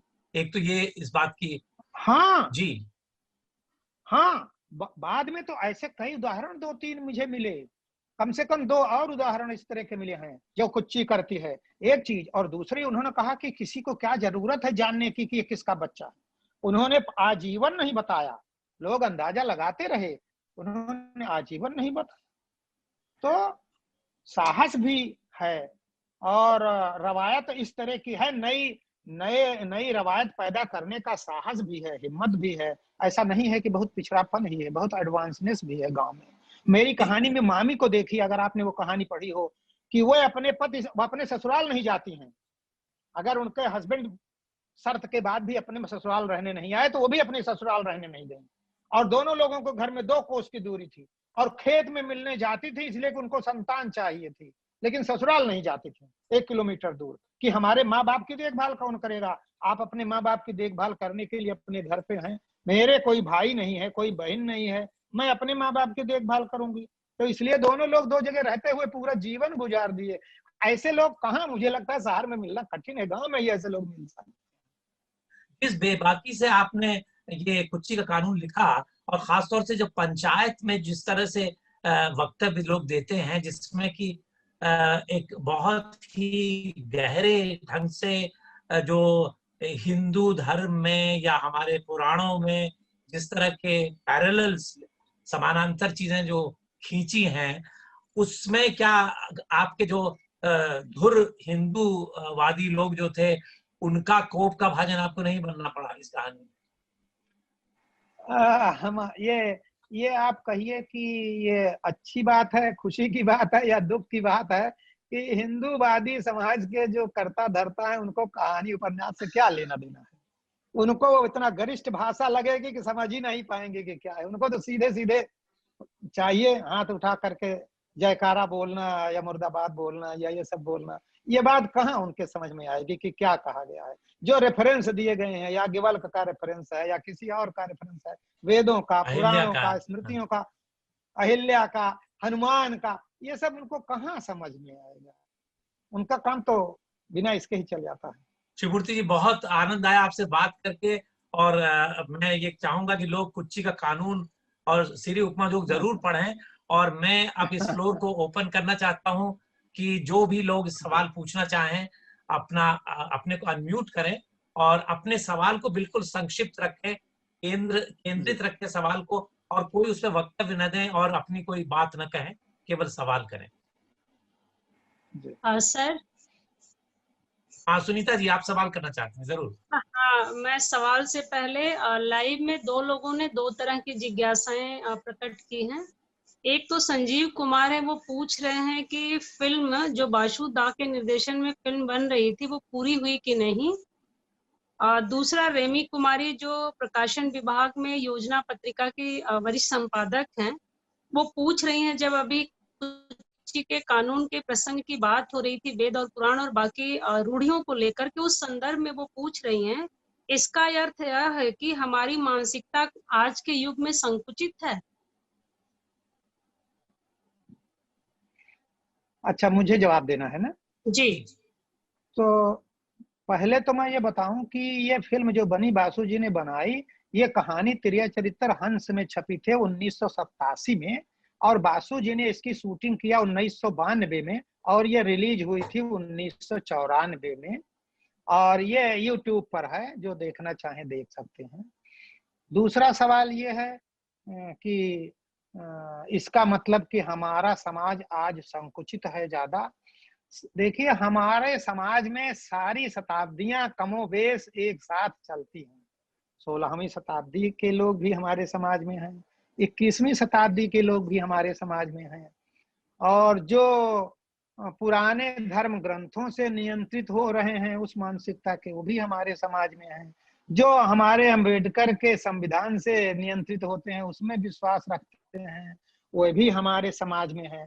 तो एक समझिए कि गाड़ा चल रहा है बैलगाड़ियों का, जिसमें सारे लोग बैठे हुए झाल मजीरा बजाते हुए चल रहे हैं। तो इसलिए ये नहीं कह सकते कि पहले ज्यादा उन्नत था अब कम हो गया, या पहले कम था अब ज्यादा हो गया। सब इसी में कारवां में चलते चले जा रहे हैं। हम 2-3 सवाल आराम से और ले सकते हैं, अगर आप में से कोई भी पूछना चाहे। हाँ ललित जी, हम सवाल करना चाहते हैं जी प्रज्ञा जी, आप जरूर सवाल करें। अरे जी प्रज्ञा जी नमस्कार। आप थी और जी, प्रणाम। छुपी हुई थी, आप आई। नहीं, हम तब से सुन रहे हैं आपको। प्रणाम आपको। हाँ, मेरा सवाल है, मेरी तो बहुत बात हुई है आपसे और हमने आपकी लगभग सारी कहानियां पढ़ी हैं। मेरा आपसे ये सवाल है कि आपके पास इतने अनुभव हैं गाँव के और इतने अनुभव हैं जीवन के, आपने कम क्यों लिखा है? क्योंकि अब आपके पास समय है और तो अब लेखन में गति क्यों नहीं है? क्या आप लिखने में आलस करते हैं, या आप पढ़ने को समय ज्यादा देते हैं? बहुत बढ़िया सवाल। नहीं, पढ़ने को तो ज्यादा नहीं दे पाता हूँ, और लिखने का अब प्रयास कर रहा हूँ रिटायर होने के बाद, लेकिन अब वो क्षमता नहीं है जो पहले थी। और जब क्षमता थी तो रोटी दाल के चक्कर में पड़ा हुआ था, तो इस वजह से उधर कम लिख पाया और इस वजह से अब इधर कम लिख पा रहा हूँ। लेकिन प्रयास कर रहा हूँ, मतलब जितना अभी कर सकता हूँ उसके लिए प्रयास कर रहा हूँ। हाँ, अनुभव तो बहुत ज्यादा है, वो तो कई जन्म में भी नहीं लिखा जा सकता, क्या किया जाए, तो सब गंवा दिया रोटी दाल के चक्कर में। आपके अनुभवों का लाभ हो हिंदी साहित्य को, ये इच्छा है, इसलिए ये सवाल किया हमने। बहुत धन्यवाद आपको। नहीं ठीक है, नहीं ठीक है। मैं तो चाहता हूं कि मेरे पास जो कच्चे माल के रजिस्टर हैं, अब मेरे पास ज्यादा समय नहीं है, तो कोई उदीयमान लेखक युवा पीढ़ी का हो जो अभी 20-22 साल का, तो मैं उसको उपहार में दे जाऊं, विरासत में दे जाऊं कि भाई देखो इसको भी। लेकिन ऐसा होता नहीं है, लेखन में सब अपने अनुभव से ही लिखते हैं। यदि ऐसा होता तो मैं दे जाता। जी, आपके पास कच्चा माल बहुत है, ये तो हमको मालूम है। जी जी, जी। अच्छा, आप अगला प्रश्न कोई भी करना चाहे और दो कप। सर हरेंद्र एक जी सवाल करना चाहते प्रमोद थे। शाह जी कर रहे हैं। ये जी। जोधपुर से हैं, आलोचना में काम करते हैं। इनका सवाल है कुच्ची के कानून को लेकर कि कुच्ची का कानून की आलोचना पर आपको संजीव कुमार पर गुस्सा कैसे आया? उन्हें आपने झोला छाप आलोचक कहा था, इसके पीछे क्या मंतव्य रहा? नहीं, उनको मैंने झोला छाप आलोचक नहीं कहा था। ऐसे कैसे कोई सभ्य आदमी एक दूसरे को ऐसे आरोप लगा सकता है? वैसा नहीं कहा था, उनको नहीं कहा था। हमने प्रकारांतर से कहा था कि बहुत सारे ऐसे आलोचक हैं जो उसकी गहराई में, अगर परिस्थितियों की गहराई में, कहानी की गहराई में नहीं जाएंगे। बहुत सारे ऐसे लोग हैं, संजीव जी उसमें हैं, ऐसा मैंने नहीं कहा था। जी जी, हाँ, ऐसा नहीं। मेरे ख्याल से प्रमोद जी को उनका मुफीद उत्तर मिल गया होगा। जी शुक्रिया। एक सवाल ललित जी नमस्कार। हाँ, ललित जी नमस्कार। मैं कुच्ची के कानून पे मैं कुछ सवाल उठाना चाहता हूँ। जी बिल्कुल। इसमें दो बातें हैं। कुच्ची के कानून पे चर्चा बहुत हुई, लेकिन उसमें दो जो महत्वपूर्ण प्रश्न थे उस पर बहुत कम लोगों का ध्यान गया। वो दो महत्वपूर्ण प्रश्न मैं बताना चाह रहा हूँ। बिल्कुल। एक तो यह है कि जब कोई हिंदू परिवार में बहू आती है विदा होकर के ससुराल में, तो उसको ससुराल में आते ही क्या अधिकार मिलता है, पहला सवाल। दूसरी चीज, उस माने कुच्ची का जो कैरेक्टर दिखाया गया उस परिस्थिति में, उस सिचुएशन में कि विधवा हो जाए, उसका सास ससुर अपनी प्रॉपर्टी को किसी को बेच दें, तो उसे जाते ही अपने ससुराल में हक तो कुछ मिलता नहीं। आज के डेट में कोई कानून ऐसा नहीं कि कोई बहू विदा होके आई, विदा होकर जिस दिन प्रवेश करती है अपने ससुराल में, उस दिन उसको क्या राइट मिलता है।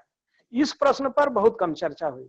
दूसरी चीज की औरत की कोख पर किसका अधिकार है, औरत का अधिकार है कि नहीं है। ये 2015 में कुच्ची का कानून प्रकाशित हुई थी। उसके 4 साल बाद 2019 में एक केस है जोसेफ साइन का, जो सुप्रीम कोर्ट ने उसमें ये निर्णय दिया कि कोख का अधिकार जो है औरत का, वो आर्टिकल, संविधान के आर्टिकल 21 में ये समाहित है। मतलब 21 गारंटी देता है कि उसके कोख का अधिकार जो है आर्टिकल 21 से कवर्ड है। उसमें उसको अधिकार मिलता है कि वो जैसे चाहे बरत सकती है, अपने कोख के साथ व्यवहार कर सकती है, उस पर कोई रोक नहीं है, उसकी पर्सनल स्वतंत्रता है। तो इस पर अगर श्रीमूर्ति जी कुछ और प्रकाश डालना चाहें, थोड़ा डाल सकते हैं।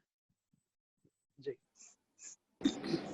देखिए, आप ने बहुत अच्छा सवाल उठाया। मेरी कहानी का मुद्दा भी यही है कि जिस दिन बहू विदा हो करके अपने पिता की ड्योढ़ी छोड़ करके मेरे यहाँ आई और मेरे परिवार का सदस्य बनी, उसी दिन से उसको सारे भौतिक अधिकार मिल जाने चाहिए, ताकि आगे की उसकी जिंदगी में उसके साथ सहयोग न हो तो अपनी रोटी का इंतजाम उसका बना रहे और उसको किसी के सामने झुकना न पड़े, किसी के साथ समझौता न करना पड़े। यही हमारे समाज में नहीं है। इसी की वजह से हमारे यहाँ स्त्रियों की स्थिति अभी बेहतर नहीं हुई है। प्रयास हो रहा है लेकिन बहुत कम हो रहा है। जो अभी संविधान से तो मिला ही था, अभी कानून से भी मिला है, लेकिन तो भी लोग देने को तैयार नहीं। और हमारे यहाँ उत्तर प्रदेश में जमींदारी एबॉलिशन कानून 1952 में लागू हुआ।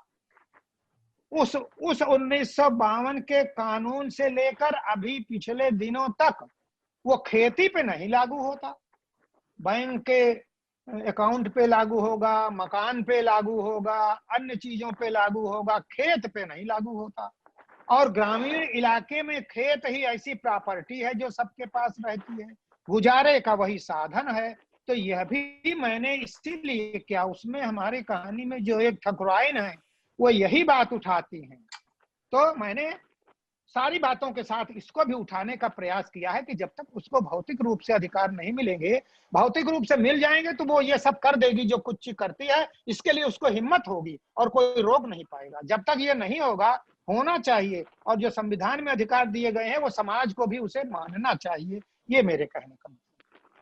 कुसुम जी, आपका एक सवाल आप करना चाह रही हैं, आप अपने को अनम्यूट करके सवाल पूछ सकती हैं। आप अभी म्यूट हैं, अपने को अनम्यूट करें प्लीज। अच्छा, मैं शिवमूर्ति जी आपसे ये प्रश्न करना चाह रही थी। ललित ने आपसे पूछा कि क्या धर्म के जो के संबंध में उसकी रक्षा करने वालों ने किस प्रकार प्रतिक्रिया की जब आपने वो कहानी लिखी। तो आपने कहा कि वो क्या जानते, वो लोग तो जो वो कुछ समझते नहीं, वो तो ऐसी चीजें हमारी पढ़ते भी नहीं है। पर मैं आपसे पूछना चाह रही थी कि क्या ये कहना सच नहीं होगा कि जो लोग धर्म की रक्षा करने वाले और धर्म का प्रतिनिधित्व करने वाले लोग अपने आप को कहते हैं, वो वास्तव में उस पद पे नहीं होते, बल्कि वो पॉलिटिकल उनका इंटेंशन होता है, मोटिवेशन होता है। और जो वास्तव में धर्म की रक्षा और उसका प्रतिनिधित्व कर सकते हैं, वो लोग अक्सर काफी उदारवादी होते हैं, उनसे तो कोई पूछता ही नहीं है। और उनका प्रतिनिधित्व करने वाले ये झूठे पॉलिटिशियन सामने आके उल्टी सीधी बातें करते हैं, और इस तरह से जो सही लोग हैं उनका नाम भी बदनाम हो जाता है। तो क्या ये ऐसा सोचना कुछ हद तक सही नहीं होगा?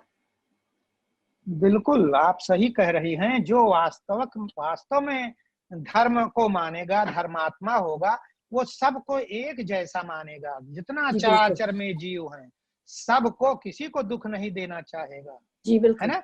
तो लेकिन धर्म का सबसे ज्यादा फायदा आस्था का, आपके सीधे साधे लोगों की आस्था का सबसे ज्यादा फायदा वह उठाते हैं जो धर्म की आड़ में शिकार करते हैं। पहले भी यही होता रहा, अब भी यही होता है, और हल्ला गुल्ला भी वही मचाएंगे अगर उनका कुछ लाभ होगा तो, और सरेंडर भी वही कर देंगे, हाथ भी वही जोड़ेंगे, पूजा पाठ भी वही करेंगे।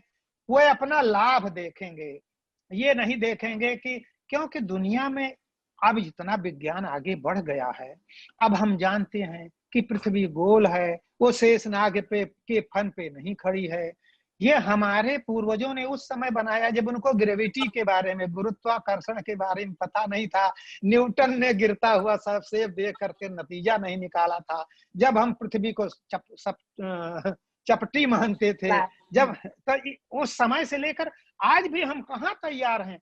हम जो पहले सोचते थे गैर जानकारी की वजह से, न जानकारी में, विज्ञान की जानकारी नहीं थी, जो हमारी मान्यताएं थी धर्म की, देखिए कितनी मान्यताएं हैं, अब वो सब हट जानी चाहिए। अब जो वास्तविकता हम जान गए हैं, तो अब वास्तविकता पे हमें अपने को केंद्रित करना चाहिए। लेकिन हम कहाँ केंद्रित करते हैं? जो हमें अच्छा लगता है, और अच्छा वो लगता है जो हमें फायदा करता है, जिससे हम लाभान्वित होते हैं। हमेशा समाज कई लेयर में रहा है, चालाक लोग उसका फायदा उठाते हैं, सामान्य जन की आस्था का फायदा उठाते हैं। सामान्य जन बोल नहीं पाता, गांव में एक गुंडा लड़का निकल जाता है, सबको हड़काता है, सारे बुजुर्ग लोग बैठे रहते हैं, चुप हो जाते हैं कि अब इसके मुंह हम क्या लगें। तो ऐसे ही है, जब कोई ऐसा निकल आता है, राजनीति में भी कोई ऐसे निकल आता है, तो लोग सोचते हैं कि हम इसके मुंह क्या लगे, क्योंकि वो उस टक्कर के लड़ नहीं सकते, गाल नहीं बजा सकते। तो इसलिए धर्म का फायदा ऐसे ही लोग उठाते हैं, पहले भी उठाते रहे हैं, आगे भी उठाते रहेंगे। सूर्यवाला जी, अब आपसे अनुरोध है कि आप अपनी बात रखें और अपना विश्लेषण रखें और अपना संबोधन। सबसे पहले तो ललित मोहन जोशी जी, इस सानिध्य संवाद के संस्थापक, संचालक, सूत्रधार सभी, और बड़ी खूबसूरत शामें आप हम लोगों को दे रहे हैं इस संवाद के माध्यम से। विजय राय जी बैठे हैं यहाँ, शिवकांत शर्मा जी बैठे हैं, और आज के हमारी इस शाम के नायक, इस शाम के हीरो हमारे राममूर्ति कथा, ये शिवमूर्ति जी बैठे हुए हैं। शिवमूर्ति जी ने जब से लिखना शुरू किया तब से मैं उन्हें पढ़नी हूँ, और आज मुझे बड़ा अच्छा लगा कि उन्होंने भी बहुत शुरू से हमारी कहानियां वो पढ़ते रहे हैं।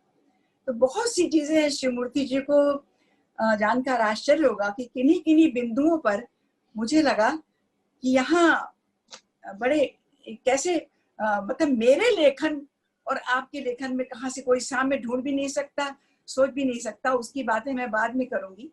और ललित जी, मुझे थोड़ा ये बताइए कि मैं समय अभी सुनीता कह रही है कि काफी हो गया है, 5 मिनट 10 मिनट मैं ले सकती हूँ। बिल्कुल आप ले सकती हैं सुरवाला जी, आप 15 मिनट भी ले सकती हैं, कोई बात नहीं, जो हमें सुनना चाहते हैं जरूर सुनेंगे। तो मैं ये सिर्फ कहना चाहती हूँ कि आज आप की एक बड़ी बड़ी अविस्मरणीय शाम रही। शिवमूर्ति जी ने जिस सादगी से, जिस बेपनाह सादगी से और अपनी सारी प्रश्नों के जवाब दिए, और आपने बड़े अच्छे प्रश्न सामने रखे। अच्छा होता अगर हमारे पास समय सीमा है थी, नहीं तो हम शिवमूर्ति जी से भी उनकी एक कहानी जो आपने सीढ़ी उपमा जोग कही वो पढ़ती, क्योंकि सीढ़ी उपमा जोग मेरी भी बहुत प्रिय कहानी है। सीढ़ी उपमा जोग ही नहीं, शिवमूर्ति की हर कहानी, हर उपन्यास मुझे बहुत अपना लगता है। और अभी जो एक विश्वसनीयता और अविश्वसनीयता की बात चली, मैं कहीं से भी बोलूंगी, उसमें कोई तारतम्य नहीं होगा, आप लोग क्षमा करेंगे जो भी बात सामने आई। जैसे अभी सबसे पहले एक विश्वसनीयता की बात बीच में कहीं चली थी, तो मुझे लगता है कि शिवमूर्ति के लेखन की सबसे बड़ी खूबी यही है, उनका शिल्प इतना गहगहा, इतना उद्दाम, इतना लहर लेने वाला है, इतना मार्मिक, इतना संवेदनशील, इतनी तरह से लेता है कि वो हर घटना को, हर थीम को विश्वसनीय बना देता है। जैसे हम अभी कुच्ची के कानून, कहीं से बात शुरू कर रहे हैं, तो कुच्ची के कानून की बात चली, किसी ने बताया कि क्या विश्वसनीय है, आपने भी बड़े अच्छे प्रश्न किए। मुझे पढ़ते हुए लग रहा था कि मतलब जबरदस्ती ये सवाल मैं अपने अंदर उठा रही हूँ कि क्या ये सचमुच हो सकता है, क्या ये संभव है, लेकिन कहीं पढ़ने वाले के अंदर लग रहा है कि ये सच हो, यह सच होना चाहिए, हम इस सच के साथ चलें। ये बहुत बड़ी उपलब्धि होती है कथाकार की, जो पाठक को अपने साथ इस तरह बहा ले जाए कि मान लीजिए कुच्ची के कानून की बात, कोख के अधिकार की बात, हम अगर उसको तार्किक रूप से गलत भी साबित कर दें, वो हो तो गया, सुप्रीम कोर्ट का फैसला तो हो गया, लेकिन गलत भी साबित कर दें, तो भी कथाकार की कहानी पढ़ करके हम कहें कि नहीं, ये सच है, ये सच होना चाहिए, ये विश्वसनीय है। कुच्ची के रूप में मैं सबसे पीछे की बात से शुरू करती हूँ। मैंने कहानी बहुत पहले पढ़ी थी, इधर पढ़ी, मजा आ गया कहानी पढ़ के। और मैं कहानी को सिर्फ जो कहते हैं बहुत सारे जो कहते हैं ना वो बने हुए मानकों पर नहीं कसती हूँ, मेरे अपने मानक हैं। और ये कहानी जिस तरह शुरू होती है, जिस तरह शुरू होती है, और वो फुसफुसाहटों के साथ, महिलाओं की फुसफुसाहटों की, ये कुच्ची को ये पेट है, गर्भ से है, और उसके ठीक बाद इतना जबरदस्त फ्लैशबैक देते हैं शिवमूर्ति, जब वहां पर की मार्मिक, अभी यहाँ कानूनों की बात आई कि बहू जब ससुराल में आती है तो उसको क्या अधिकार मिलते हैं और उसको मिलने चाहिए, वो सब बड़ी बातें हैं कानूनों की और उसकी। लेकिन हम तो जानते हैं कि हम नहीं जानते वफा क्या है, कि हमें बहा के कैसे ले जा रही है कहानी। तो इस तरह बहा के ले गई है वो कहानी कि वो जो ससुराल की देहरी पर एक इतना बढ़िया ट्विस्ट दिया है कुच्ची के कानून में, कि ससुराल की देहरी से 2 साल बाद विधवा हुई कुच्ची, और उसका पिता कह रहा है कि बेटी अब यहाँ से तुम्हारा दाना पानी उठ गया, चलो। और जाके एक एक चीज, एक एक गहना उतार रही है, वो गहना उतार करके ससुराल में अपने सारे गहने देकर जा रही है। बड़ा अनयूजुअल, बड़ा अलग किस्म का। देख लीजिए कि सारी कहानियां, सारी फॉर्मूला बद्ध कहानियां किस तरह की उससे अड़ी हुई है समस्याओं से, और शिवमूर्ति दिखा रहे हैं कि एक एक गहना उतार उतार के रख रही है, और नाक की कील की पेच नहीं कस पा रही। ऐसा लगा कि किसी शेर की तरह इस लाइन को मैं बार बार पढ़ूं कि वो नहीं उतार पा रही और सास को सारे गहने दे देती है। सास बहू का जो रिश्ता दिखाया है एक बिल्कुल अलग तरह का। देखिए, सास कह रही है कि मेरा अख्तियार होता तो मैं ले जाने देती तुझे, और बाद में कहानी जो मोड़ लेती है कोख के अधिकार वाली, और वहां पे जो जिस तरह के तर्क वितर्क चलते हैं, तो इतना जबरदस्त संवाद, इतना बढ़िया रूपक रचते हैं शिवमूर्ति। और उसमें कहीं पर उंगली नहीं लगाई जा सकती, कहीं पर भी निशान नहीं लगाया जा सकता कि ये नहीं, तर्क से भी कसते चलते हैं। ग्रामीणों की बात तो मैं सोच रही थी, लोग कहते हैं कि शिवमूर्ति प्रेमचंद जी के बाद गांव को वापस लाए, शिवमूर्ति ये हम फणीश रेणु जी के पास ले आए, सब लोग कहते हैं, बहुत सी बातें जो कहती रहती, और मैं कहती हूँ कि शिवमूर्ति कहानी को भी वापस लाए। कहानी की वापसी शुरू हो गई थी। आपको मानना पड़ेगा कि महिला लेखन को लेकर भी लोग चाहे जो कहें, लेकिन मैं मानती हूँ कि महिला लेखन में बहुत पाठक भी। शिवमूर्ति की सबसे बड़ी उपलब्धि ये है कि इन्होंने हिंदी कहानी को वो पाठक दिए। सबसे बड़ा सम्मान शिवमूर्ति को जो मिला है वो उनके पाठकों से मिला है। मैं मानती हूँ कि सारे सम्मान एक तरफ और आपके पाठक एक तरफ।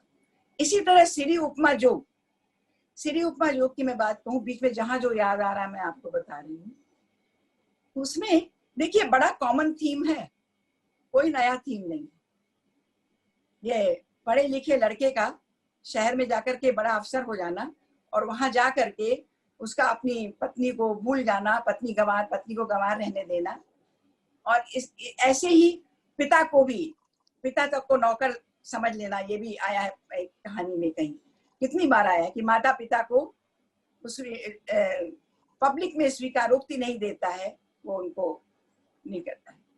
लेकिन शिवमूर्ति ने इसमें जो प्राण प्रतिष्ठा की है, जो श्री उपमा जोग करके और सर्व श्री उपमा जोग करके शुरुआत की है, जिस तरह वो बच्चा जीप में फेंक के भागता है, तो कहानी ऐसे ही नहीं बनती सिर्फ जो कहते हैं वादों से या सिर्फ विचारधाराओं से। बहुत कहानियां लिखी गई हैं, इस विचारधारा में भी उस विचारधारा में भी, लेकिन कहानी तो वो है जो अंदर पाठक को जकड़ के रखते और भूल जाए सब इसको और उसको लेकर के चलती है।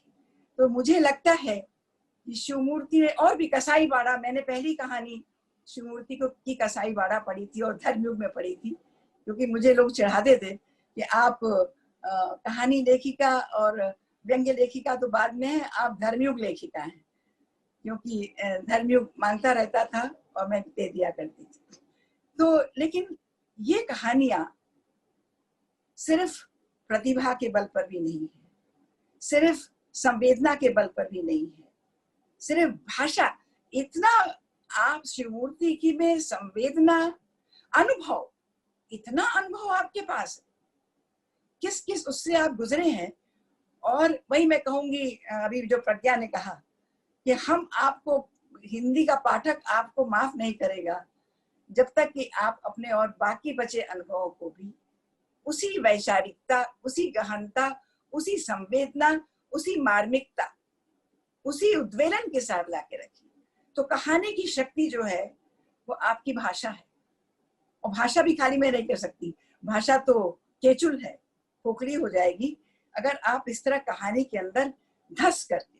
मेरी कुछ कहानियों के लिए लोग कहते हैं कि ऐसा लगता है कि आप कहानियों में धसी हुई, बहुत बहुत बरसों आप कहानियों के साथ रही हैं, तब आप ऐसी कहानियां। तो शिवमूर्ति ने, जब आपने बल्कि कहा शिवमूर्ति जी कि मैं ऐसे सोचता हूँ, फिर ऐसे लेता हूँ, फिर ऐसे विचार करता हूँ कि हाँ इसमें ये मैं ये इस पर लिखूंगा और इसमें डालूंगा, तो मुझे बहुत अच्छा नहीं लगा। मुझे तो लगता था कि आप बस स्ट्रेस लेते हैं, कहानी आपके अंदर एक उद्दाम लहर की तरह आती है और फिर उसके बाद तो विचार और संवेदना और उसकी चीज तो उसमें जुड़ती चली जाती है। तो विचार करके, प्लान करके, योजना बनाकर आप लिखते हैं। तो ये सुन के खैर मुझे थोड़ी तसल्ली भी मिली कि जैसी मैं सोच रही थी कि नहीं, ये कथाकार तो जो लिखा जा रहा है उससे अलग। तो यहाँ मैं बता रही हूँ आपकी भाषा की शक्ति। ये भाषा शिल्प आपने गांव के में गहरे धस करके आप अपने को बदला नहीं, आपने बहुत बड़ा कमाल किया है। आपने लखनऊ को अपने ऊपर हावी नहीं होने दिया है। आपने किसी बाहर अपनी टेरिटरी से बाहर जाने की आपने कोशिश नहीं की है। आप बस जहां थे, जहां आपका खूंटा गड़ा था, लेकिन उस खूंटे को, मैं ये बात फिर से आपको वो महिला स्त्री लेखन के साथ जोड़ती हूँ, जो स्त्री लेखन के साथ कहा जाता है ये घर आंगन का लेखन। शुरुआत में जो बहुत आरोप लगते थे, तो स्त्री लेखन ने धीरे धीरे अपने को सिद्ध किया। और मैं मानती हूँ कि घर आंगन को जो लोग खाली घर आंगन कहते हैं, उनसे बड़ा नादान कोई नहीं है। उनको नहीं मालूम कि घर आंगन कितना गहरा है, कितनी परतें हैं, कितने प्रकोष्ठ हैं, कितनी दुनिया है इस घर आंगन की, उसको लोग नहीं जानते हैं। और उसी घर आंगन में बहुत गहरे धंस करके बहुत गहरी वैचारिक कहानी लिखी जा सकती है। तो आपके साथ भी ठीक यही है। आपने अपनी वो नहीं बदली, अपने उसी गांव को आपने बिल्कुल जो कहते हैं सर्वकालीन बना दिया। कोई कहानी आपके समय के साथ समाप्त होने वाली नहीं, क्योंकि 40-50 साल इतना तो यात्रा तो वो पहले ही कर चुकी है। बहुत संकोच के साथ मैं कहूँ, जैसे मेरी कहानी गौरा गुणवंती के लिए किसी ने कहा, एक पाठक ने, कि मैडम 48 साल की यात्रा तो ये कहानी कर चुकी है, आगे भी कितनी करेगी। तो ये कहानी है आपकी जो सीरी उपमा, जो समय बदलता है। मुझसे कभी किसी बाहर की एक अमेरिका में थी एक पड़ोसन ने कहा था, उसने मेरी एक कहानी ऐसी पसंद की जो मुझे लगा आप ऐसी पसंद करिए, आपके यहाँ तो लड़के लड़कियां बच्चे 18 साल के होते ही अलग हो जाते हैं, ये विदेश की बात मैं कह रही हूँ। तो उसने कहा human beings are same everywhere. तो शिवमूर्ति जी, आपका जो गांव है वो सिर्फ अवध का धड़कता हुआ गांव नहीं है, आपने उसको तो स्पंदन दिया ही, स्पंदित कर दिया। आपने बहुत गहरे समूची भारतीयता को, आपने खाली अवध का गांव नहीं, समूचे भारत का गांव है। और मैं तो कहूंगी कहीं का भी गांव है जो एक सीधा साधा व्यक्ति होता है, और सीधा साधा व्यक्ति नहीं, आपने कोई कोना छोड़ा नहीं है। वो त्रिया चरित्र हो, वो कसाई बाड़ा हो, वो त्रिशूल हो, वो तर्पण हो। सबसे अच्छी बात मुझे ये लगी कि आप कोई एक फॉर्मूला लेकर नहीं चले। जहां भी आप चले तमाम उपकथाएं, और उसमें भी कोई भी उपकथा निरर्थक नहीं है, सब रेलेवेंट है, सब चल रही है समय के साथ। जैसे अभी मैं देख रही हूँ, इसमें भी पढ़ी मैंने, ये कुच्ची के कानून में देखी, या उसमें भी, कि उपकथाओं की भरमार है। इसमें कोई कौन फलानी कौन आजी की है, तो कोई कौन बाबा की है, तो कोई कौन है, लेकिन सब आपके अनुभव से गहगही ये है कहानियां। और वो जो अनुभव है वो बोलता है। और एक चीज मैं भूल न जाऊं, मैं बीच में बोलूंगी, ये जो अभी ललित जी ने बड़ा अच्छा किया आपसे ये स्त्री पुरुष संबंधों वाली बात कही। मैंने शुरू से हमेशा ये बात सोची है कि क्यों हम पढ़े लिखे या बड़े पढ़े लिखे कोई भी स्त्री पुरुष संबंधों को हमेशा शरीर के आधार पर ही देखते हैं।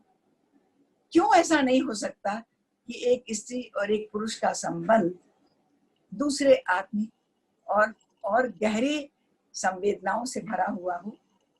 और बड़े संकोच के साथ फिर मैं यही कहूंगी कि जो अभी मेरा उपन्यास आया, कौन देश को वासी, विजय जी अभी नहीं पढ़ पाए होंगे, या वेणु की डायरी, मैंने उसमें कई स्त्री पात्र, ये मैं ललित जी से भी कहूंगी, ऐसे ही दिखाए हैं जो आपके जीवन की अभी शिव कुमारी जी से मिली हुई। तो उसमें मैंने ये भी लड़की से कहलाया है कि वो, क्योंकि उसकी भाभी कहती है, पढ़ी लिखी भाभी कहती है कि तुम्हारी सबसे बड़ी तुम्हारी समस्या ये है। तो वो कहती है कि रोहित सर से मेरा संबंध मेरी समस्या नहीं, मेरी उपलब्धि है। तो आपका शिव कुमारी जी से जो एक आपने जो कहते हैं बेमिसाल एक ये वानगी सामने रखती है। और मैंने पढ़ा कि जहाँ आपने भी बताया कि आपकी बच्ची का मुंडन कराने वो ले गई, और किस तरह आपकी पत्नी उन्हें इस तरह करती है। लेकिन और एक दो चीज मैं आपसे पूछना चाहती थी कि आपका, जैसे मैं अभी बाद में मैं कर दूंगी, जैसे ये हो रहा है कि आप ठीक है घर, सामान्य घर के, लेकिन उसमें 5 स्त्रियों द्वारा मिट्टी ढो करके आपका घर बनाने जैसी बात मैं किसी को बता रही थी, तो उसने मुझे बिल्कुल ऐसे कर दिया कि ये सब कथाकारों कहानीकारों की बहक है, और ये 5 स्त्रियां मिट्टी ढो रही हैं और मिट्टी ढो के घर बना रही हैं, ये क्या कहते हैं। खैर ये बाद में मैं आपसे पूछूंगी जरूर, कहलाऊंगी जरूर। और एक बात और भी मुझे लगी, जो मैं आपकी भाषा की बात कर रही थी, संवेदना की, तो आपने कहा कि बचपन में आपने आपके पिताजी आपको, या वो आपको नहीं, रामायण पढ़ के सुनाया करते थे। तो मुझे लगा उस समय जब बता रहे थे ललित जी, तभी मुझे लगा कि मैं हमेशा से मानती आई हूँ इस बात को कि गद्य की भी एक लय होती है। हम जब लिखते होते हैं तो हम कोई भी शब्द नहीं लिख देते, वहां वही एक शब्द चाहिए होता है, उसी शब्द से वो पूरे गद्य की पंक्ति की लय बनती है। तो यही लय आपकी रचनाओं में है, और कहना तो ये बहुत होगा। एक और चीज मुझे बड़ी अच्छी लगी आपकी, और एक आश्वस्ति भी मिली कि मैंने पढ़ा कि आप, और मुझे लगा कि आप बहुत स्ट्रेस लेकर लिखते हैं, बहुत गहरे इस दुख की बावड़ी में डूबते हैं, और तब आप उसमें से निकाल के लिख पाते हैं। तो ये कितना सच है ये मैं नहीं जानती, लेकिन मैं ये पढ़ा मैंने कि आप काट छाट, मतलब बहुत बड़ी बात है, एक अहमन्यता होती है लेखक की, और कि बस हमने लिख दिया तो वो लिख दिया, वो गॉस्पेल, वो ट्रुथ हो गया और बस, इसके बाद नहीं। लेकिन मैंने सुना कि आप तो आखिरी छलांग अभी फिर से और भी उसमें पूरा करने के लिए तैयार हो सकते हैं, और आखिरी छलांग भी मेरी बड़ी बड़ी जो कहते हैं प्रिय रचना है। तो मतलब आप जो कथोपकथन संवाद आपने कहीं बताया ललित जी को कि ये क्यों आपके उसमें कौन सी कहानी है जिस पर आपका नाटक बहुत हुए हैं, वो कसाई बाड़ा शायद, जिस पर बहुत से नाटक, बहुत मंचन हुए हैं। आपने कहा कि शायद उसमें संवाद और नाटकीयता बहुत है। तो ये संवाद और नाटकीयता, ये ड्रामा फैक्टर आपकी सभी रचनाओं में, आपकी रचनाएं हम सिर्फ पढ़ते नहीं हैं, हम उसको सुनते भी रहते हैं, देखते भी रहते हैं, पूरा वो हमारी चारों तरफ घटित होता रहता है। और बोलने को बहुत बोला जा सकता है, लेकिन मुझे लगता है कि मैं बार बार जो खूबी आपकी सबसे बड़ी है कि जहाँ से आपने जो चीज़ निकाली है उसको लेकर आप चल रहे हैं। लेकिन फिर से वही कहूँगी कि अभी शिवमूर्ति को और भी बहुत कुछ अपना देना है। शिवमूर्ति को अभी किसी तरह के आलस्य में बड़ी हूँ आपसे ना, तो कुछ कीमत वसूल करके जाऊंगी कि मैं आपको जो कहते हैं कि ये इतनी किसी तरह का प्रमाद कि हाँ इतने मंचन हो गए, इतनी हो गई, ये नहीं है। आपकी अगली रचना अभी आनी बाकी है। बाकी जो आप कहते हैं ये बनाए रखिए, जो आप पाठकों की, हाँ आपने लिखा है कि मैं पठनीयता की दृष्टि से, पाठक की दृष्टि से वो काट छाट करता हूँ, ये मुझे बहुत अच्छा लगा। वहां मैं फिर कहूंगी कि मैं सोचती थी कि मैं ही सोचती हूँ कि ये क्रिएटिव लिटरेचर में इतने लंबे भाषण और इतनी लंबी वो पढ़ने के लिए किसी पाठक के पास क्या मैं पढ़ पाती हूँ? नोबेल प्राइज अवार्ड जो है ना, पुरस्कार विजेता अपने रचनाकार, उनकी रचना भी जब इतनी लंबी चलती है तो हम नहीं पढ़ पाते हैं, वो चाहे दास्तोवस्की हो या चाहे दोस्ती हो। तो इसलिए मैं आपको फिर से बहुत बहुत बधाई और बहुत बहुत आशीर्वाद देती हूँ, और ललित जी को, यहाँ बैठे सभी लोगों को मुझे ये अवसर देने के लिए, मुझे अपनी बात कहने के लिए ये जो समय दिया, विजय राय जी को बहुत बहुत आभार। बहुत धन्यवाद सूर्यबाला जी, नमस्कार मेरा। बहुत बहुत धन्यवाद शिवमूर्ति जी आपको, और सूर्यबाला जी आपको भी विशेष रूप से धन्यवाद। और आपने बहुत ही सुंदर और सशक्त विश्लेषण किया, और ये कहा कि जो सबसे अच्छी रचना है शिवमूर्ति जी की वो अभी आनी बाकी है। ये बहुत बढ़िया बात आपने कही। और मैं चलते चलते शिवकांत जी को देने के पहले शिवकांत जी का और परामर्श के और विजय राय जी का और सहायता के लिए डॉक्टर सुनीता का शुक्रिया अदा करता हूं, और बहुत सारे सुधी और जो मशहूर लेखक यहाँ हैं उनको भी धन्यवाद देता हूं। और मैं ये कहना चाहता हूं कि सूर्यवाला जी आप बिल्कुल तैयार रहे, हम आपका सानिध्य भी करेंगे। और ये कहना चाहता हूं कि अगले सप्ताह हम विराम लेंगे, शायद 2 सप्ताह तक, क्योंकि हमारा जो SSCF south Asian cinema foundation का एक फिल्म ट्रेनिंग हम 2 दिन कर रहे हैं, उसमें मैं व्यस्त रहूंगा, और मैं नाम भी अभी नहीं बताऊंगा कि हम लोग किनका सानिध्य करेंगे, और हम लौटेंगे और बेहतर ढंग से लौटेंगे। मैं शिवकांत जी से अनुरोध करता हूं अध्यक्ष के रूप में, वो धन्यवाद करें और समापन करें। जी, आज की सभा बहुत अच्छी रही। मुझे 2 विशेष बातें नजर आई। एक तो जब रचनाकार इतनी गहराई से अपनी रचनाओं से जुड़ा होता है तो रचनाओं के किस्से रचनाओं से ज्यादा दिलचस्प हो जाते हैं। आज के दोनों वक्ताओं की ये खासियत है कि उनकी रचनाएं तो जो हैं सो हैं, प्रोत्साहन करने वाली हैं, प्रेरणा देने वाली हैं, दिलचस्प हैं, लेकिन उन रचनाओं के बारे में जो बातचीत हुई वो उससे भी ज्यादा दिलचस्प थी और मन बाग बाग हो गया ये सुन करके। और दूसरी विशेषता मुझे ये लगी कि हमारे दोनों ही वक्ता, दोनों ही साहित्यकार आज के, वो इतने गहरे, इतनी ऊंचाइयों पर पहुंचने के बावजूद इतने विनम्र हैं। ये हमारी जो परंपरा है, लेखकीय परंपरा भारत की, उसमें लाख बुराइयां रही हों लेकिन कुछ अच्छाइयां भी रही हैं। और उन अच्छाइयों में से एक सबसे बड़ी अच्छाई, अगर हम प्राचीन युग की तरफ जाएं, तो रही है विनम्रता की। मुझे याद आता है कालिदास का वो पहला श्लोक, वो अभिज्ञान शाकुंतल लिख चुके थे, मेघदूत लिख चुके थे, विक्रमोर्वशीय लिख चुके थे, कुमार संभव लिख चुके थे, पूरी दुनिया में उनका नाम हो चुका था।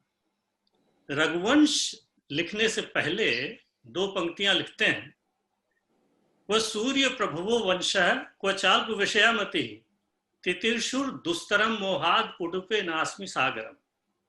मतलब उस जमाने में भी रामायण जो है वो इतनी धार्मिक उसमें रच बस गई थी कि उस पे रामायण लिखने के बाद, वाल्मीकि की रामायण लिखी गई थी, उसके बाद रामायण पे कलम उठाने की किसी की हिम्मत नहीं पड़ी थी।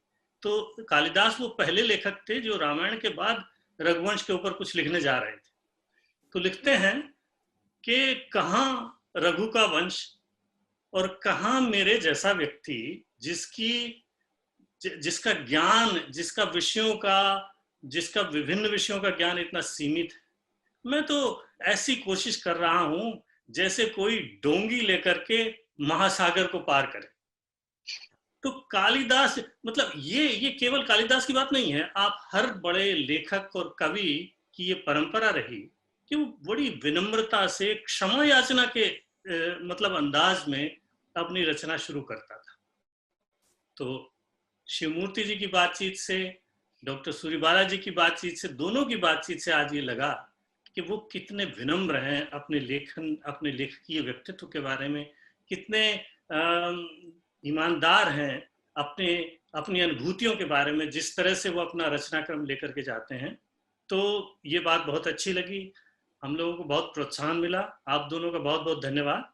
और इसके साथ ही साथ सभा में उपस्थित सभी दूसरे साहित्यकारों और साहित्य प्रेमियों का बहुत बहुत धन्यवाद, क्योंकि सभा जो है वो आप सभी के समय से और सहयोग से सफल होती है। तो मुझे लगता है आज की सभा हमारी बहुत सफल रही और उम्मीद करते हैं आगे आगे ये कारवां हमारा बढ़ता जाएगा। आप सभी का बहुत बहुत धन्यवाद।